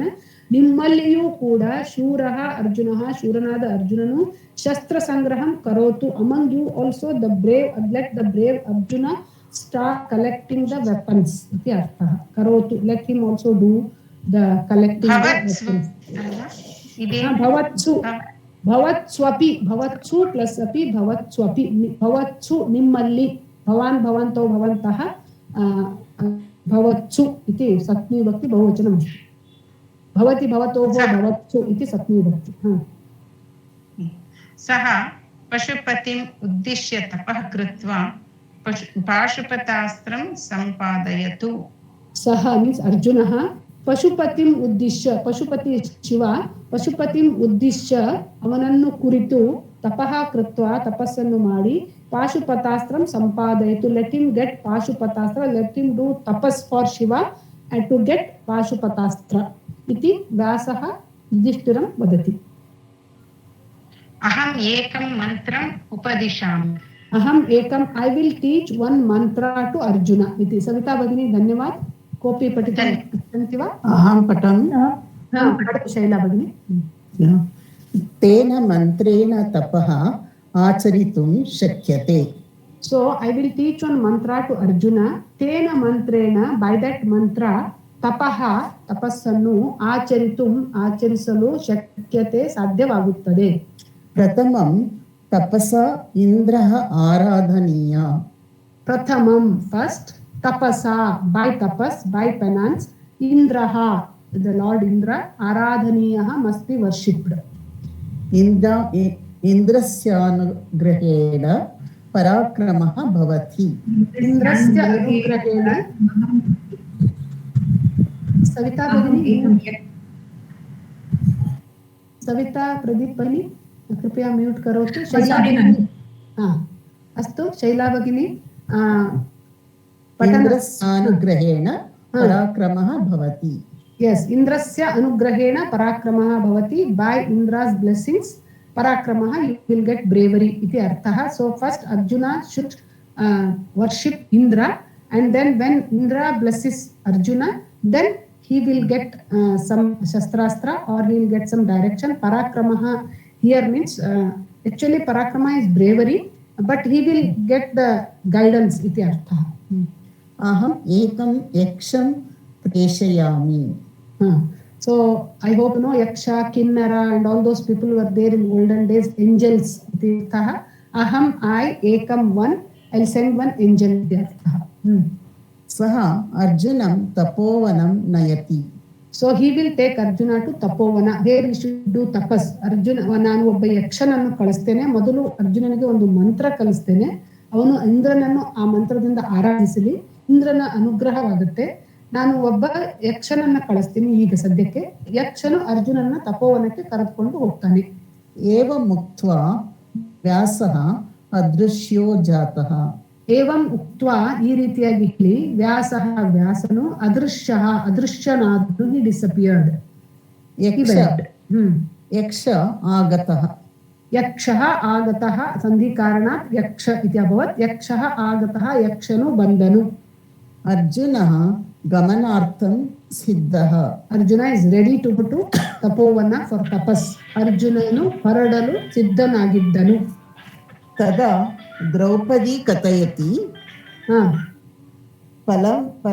फलपर्यन्तं तपस्यामाचर तदा द्रौपदी कथयति यदा अर्जुनः गमनार्थं सिद्धः अभवत् तदा द्रौपदी अर्जुनं प्रति एवं वदति फलपर्यन्तं तपस्यामाचर फलपर्यन्तं यावत् फलं मिलति तावत् पर्यन्तं तपम् आचर इति तपः आचर इति द्रौपदी वदति फलವು ಸಿಗುವವರೆಗೂ ತಪಸ್ಸನ್ನು ಆಚರಿಸು till you get the result till you get whatever you wish that is Pashupatastra till that time you have to do ghora tapaha or very hard tapas you have to do like that Draupadi tells Arjuna शत्रूणां जयार्थं सामर्थ्य संपादनीयम् शत्रूणां जयार्थं सामर्थ्यं संपादनीयं शत्रूणां जयार्थं ಶತ್ರುಗಳನ್ನು ಗೆಲ್ಲಲಿಕ್ಕೆ ಸಾಮರ್ಥ್ಯವನ್ನು ಸಂಪಾದನೀಯಂ you should get ability to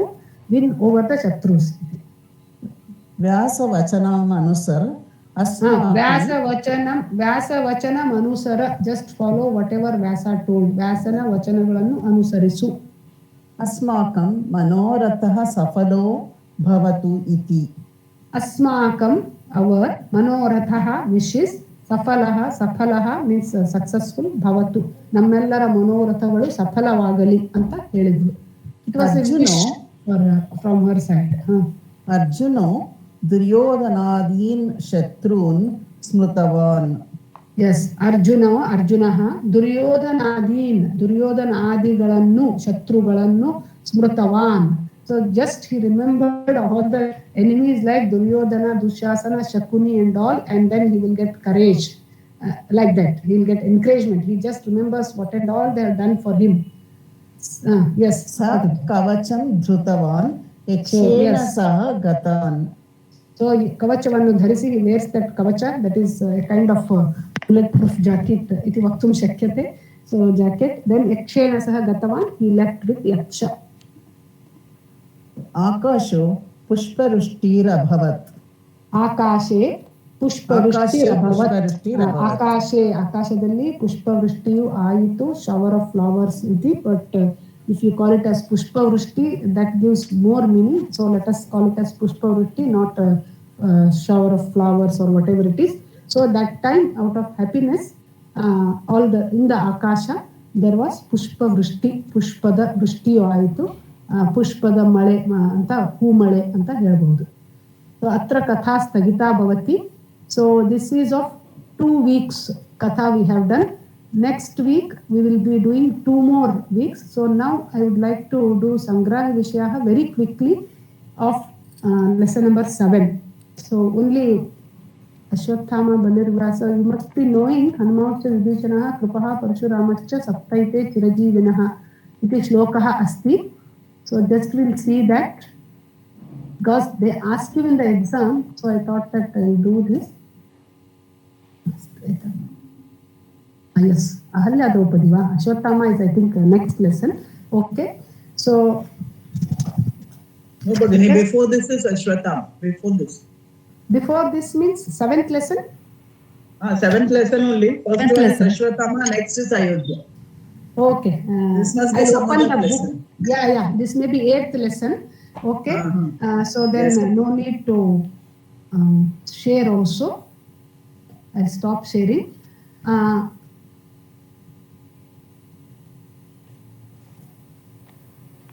English page 45 yes please all of you open the book sangraha vishayah lesson number 7 Ashwatthama बलिर्व्यासो हनुमांश्च विभीषणः कृपः परशुरामश्च सप्तैते चिरजीविनः I think most of you may be knowing this shloka also so Ashwathama very quickly I would like to tell Ashwathama is son of Dronacharya and Kripi and then this was the meaning of the shloka first we'll see Ashwathama Balihi Vyasaha Hanumah Vibhishanah Kripaha Parashuramah Saptaite, these 7 people are Chiranjeevinaha. They are still there. They are Amaraha iti arthaha. Immortals Amaraha iti arthaha. Ee 7 janaru Chiranjeevigalu anta ide. So actually 1 or 2 people, I don't know why they are Chiranjeevis. If anyone of you can just share it in the WhatsApp. So I go on telling Ashwathama is son of Drona and Kripi. So for him, it is not a boon, it is a curse, because he used that Brahmastra after Mahabharata Yuddha, and then Krishna scolded, and Krishna orders Ashwathama to take it back, but Ashwathama was not able to take it back. So it has to be directed somewhere. So then he directed it towards Uttara's womb, where Parikshita was a baby there. So Krishna kupitaha abhavat. ನಂತರಂ ಶಾಪಂ ದತ್ತವಾನ್ ಆಸೀತ್. ಬ್ರಹ್ಮಾಸ್ತ್ರ ಮನುಕುಲದ ನಾಶವನ್ನೇ ಮಾಡುತ್ತೆ. ಅದರಿಂದ ಕೃಷ್ಣ ಏನ್ ಹೇಳ್ತಾನೆ, ಬ್ರಹ್ಮಾಸ್ತ್ರವನ್ನ ವಾಪಸ್ ತೆಗೆದುಕೊಂಡು. ಅರ್ಜುನನು ಬ್ರಹ್ಮಾಸ್ತ್ರ ಪ್ರಯೋಗ ಮಾಡ್ತಾನೆ, ಅಶ್ವತ್ಥಾಮನು ಬ್ರಹ್ಮಾಸ್ತ್ರ ಪ್ರಯೋಗ ಮಾಡ್ತಾನೆ. But Arjuna was able to take it back, but Ashwatthama was not able to take it back. So he wanted to kill the baby so that Pandavas vamsha will become ನಿರ್ವಂಶ.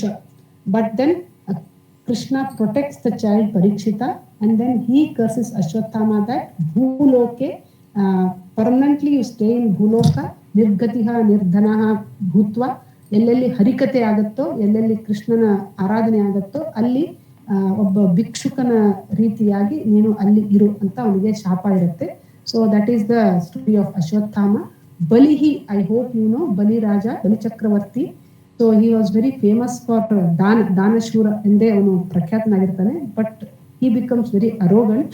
He thinks that nobody is there like me. So then Narayana himself takes the avatar of Vamana, small dwarf Vamana, and then he comes and asks for the place to occupy his 3 feet, for 3 feet. Then Bali laughs. Oh, I can give you so much. You're asking only place to keep your small ಪುಟ್ಟ ಪಾದಗಳನ್ನು ಇಡುವಷ್ಟೇ ಜಾಗ ಕೇಳ್ತಿಯಲ್ಲ, ಇಂಥ ಮೂರ್ಖ ಬ್ರಾಹ್ಮಣ ಇದ್ದಿ ನೀನು ಅಂತ ಹೇಳ್ತಾನೆ. ಬಟ್ ಅವನು 2 ಪಾದಗಳಿಂದ he occupies all the 3 lokas, and he asks, where shall I keep my 3rd feet? Third foot. So then Bali knows that, Bali comes to know that this is Vishnu only. So then he Vinita Bhavanagi, he shows his head and asks Bali Vamana to keep his foot on Bali's head. ನನ್ನ ತಲೆಯ ಮೇಲೆ ನಿನ್ನ 3ನೇ ಪಾದವನ್ನು ಇಡು ಅಂತ ವಾಮನ ರೂಪಿಯಾದ ವಿಷ್ಣುವನ್ನು ಕೇಳ್ಕೊತಾನೆ. ಮತ್ತು ನಾನು ನಿರಂತರವಾಗಿ ನಿನ್ನ ಕಾಲ ಬುಡದಲ್ಲಿಯೇ ಇರುವಂತೆ ಅನುಗ್ರಹಿಸು ಅಂತ ಕೇಳ್ತಾನೆ. ಸೊ ವಿಷ್ಣುವು ಅಮರನಾಗಿದ್ದಕ್ಕೆ ಬಲಿ ಚಕ್ರವರ್ತಿ ಕೂಡ ಅಮರ ಅಂತ ಹೇಳ್ತಾರೆ. ಸೊ ದೆನ್ ವ್ಯಾಸಃ, ವ್ಯಾಸನೇ ಎಲ್ಲ ವೇದಗಳನ್ನು ವಿಂಗಡಿಸಿದ. He's earlier name was Krishna Dwaipayana. So ಅವನು ಮೊದಲು ವೇದಗಳು they are not classified. It is very difficult to study Vedas, but Vedavyasa or Krishna Dvaipayana classified them and made easy to study those things. So then after that he got the name as Vedavyasa. So because he was this Vedavyasa is none other than Narayana himself. Badarayana is also one of the name for him. So he wrote all the Puranas, 18 Puranas, Shastras, Upanishads, Mahabharata, Bhagavata, Bhagavad Gita. Everything is written by Vedavyasa. So it's none other than Narayana. So he is also Chiranjeevi. And then Hanumaha, he comes in Ramayana. So he is also Chiranjeevi. They say that still now he is there in some cave, and he in Kali Yuga he protects Sajjanas. Iti pratitihi asti. Nantaram Vibhishana is brother of Ravana. So even though he is brother of Ravana tamma Rakshasa demon. Ravana is not a Rakshasa, but by his action or deeds he was like a Rakshasa. He behaved like a Rakshasa. So even though he was brother of Ravana, he advised his brother many times to release Sita Mata. And when he was thrown out of the Ravana's kingdom, he came and took shelter under Rama and helped Rama to win the war. So even though he was born in, or he was the brother of Ravana, ದುರ್ಜನರ ಸಹವಾಸದಲ್ಲಿ ಇದ್ದರೂ ಕೂಡ ಅವನು ಸಜ್ಜನನಾಗಿ ಇದ್ದ. That is why he is treated to be a great person, and he got this Amaratva. Then Kripaha, really I don't know. Kripaha and Kripi are brothers and sisters. Shantanu Maharaja gets them in one forest, and then he brings up those 2 children. and then Kripi, the brother of Kripa, was Dronacharya's wife, and Kripacharya was the guru of Pandavas. Iti asti. He was a normal human being, and in the Mahabharata Yuddha, he was on the side of Duryodhana. Nantaram Parashurama is sixth avatara of Vishnu, maybe sixth. I think he is between Rama and Krishna. So Parashurama story also, you know, ಅವನು ಕ್ಷತ್ರಿಯ ದ್ವೇಷಿಯಾಗಿದ್ದ 21 ಸರ್ತಿ ಅವನು ಕ್ಷತ್ರಿಯ ಜೊತೆ ಯುದ್ಧ ಮಾಡ್ತಾನೆ ಮತ್ತು ಆ ಪರಶು ಅನ್ನುವಂತ ಕೊಡಲಿಯನ್ನು ಪಡೆದುಕೊಳ್ತಾನೆ. So ಅವನು ಕೂಡ ಚಿರಂಜೀವಿಯಾಗಿ ಇರ್ತಾನೆ. ಸೊ ಈ 7 ಜನರನ್ನ ಸ್ಮರಿಸಬೇಕು ಅಂತ ಒಂದು ಶ್ಲೋಕ ಇದೆ ಅಷ್ಟೇ. ಸೊ ಅಶ್ವತ್ಥಾಮ ಬಲಿರ್ವ್ಯಾಸೋ ಹನುಮಶ್ಚ ವಿಭೀಷಣಃ ಕೃಪಃ ಪರಶುರಾಮಶ್ಚ ಸಪ್ತೈತೆ ಚಿರಜೀವಿನಃ ಇತ್ಯೇವ ಅಸ್ತಿ ಸ್ಮರೇತ್ ಇತಿ ನಾಸ್ತಿ. So they 7 are chiranjeevis iti arthah asti. Nantaram Ayodhya, Mathura, Maya, Kashi, Kanchi, Havantika, Puri, Dwaravati chaiva saptaita mokshadaikaha. Ayodhya, you know, even today it is in the name of Ayodhya only. Mathura is also there. It is also in the same name, place of Sri Krishna. And then Maya is Haridwara. Today it is called as Haridwara. It is not called as Maya. Then Kashi is Kashi only. Kanchi, all of you know. Avantika means Ujjaini, the present Ujjaini in Madhya Pradesh. And then Dwarkapuri, Dwaravati. ಈ 7 ಮೋಕ್ಷದಾಯಕ ನಗರಗಳು. So if there is a belief that if we visit these things, we can get moksha. The belief is there. So this is about today's Sangrahya Vishayaha of lesson 7. Of lesson 8, Sangrahya Vishayaha Sanchiptena Vayam Agrimavasare, Agamivasare Kurmaha. Tadeva Antima Kaksha Bhavati iti Chintayami. So next class I'll be doing lesson number 9 and 10. So if we cannot complete Kavya Katha, then I may take one more week only for half an hour or 1 hour will be more than enough. If something is left. Otherwise I'll try to finish everything next week only. Astu va? Kopi samshayah sandeha santi chet prichantu. Madam, one small request. Yes. If this Tatparya of this Subhashitam, you can, if you find time, you can put it in a slide. It will be useful for us to learn the Sanskrit way of writing. Tatparya I have sent, no, Mahodaya, it is Tatparya, Sanskrit Tatparya is there in the slides. Subhashitam. Subhashitam only, not explanation, but Tatparya is there. Explanation I usually don't write, it is just spoken. Okay. I pick it up. Yes. Well, 1 or 2 I did find, so I had a doubt. It's okay. If you have sent okay, Mahodaya, if you are interested, 1 or 2, if I have not sent, please I'll send the group, then I'll send it. Okay. Thank you. Astu. Kopi Mangala Shlokam vadantu. Sarve bhavantu sukhinah.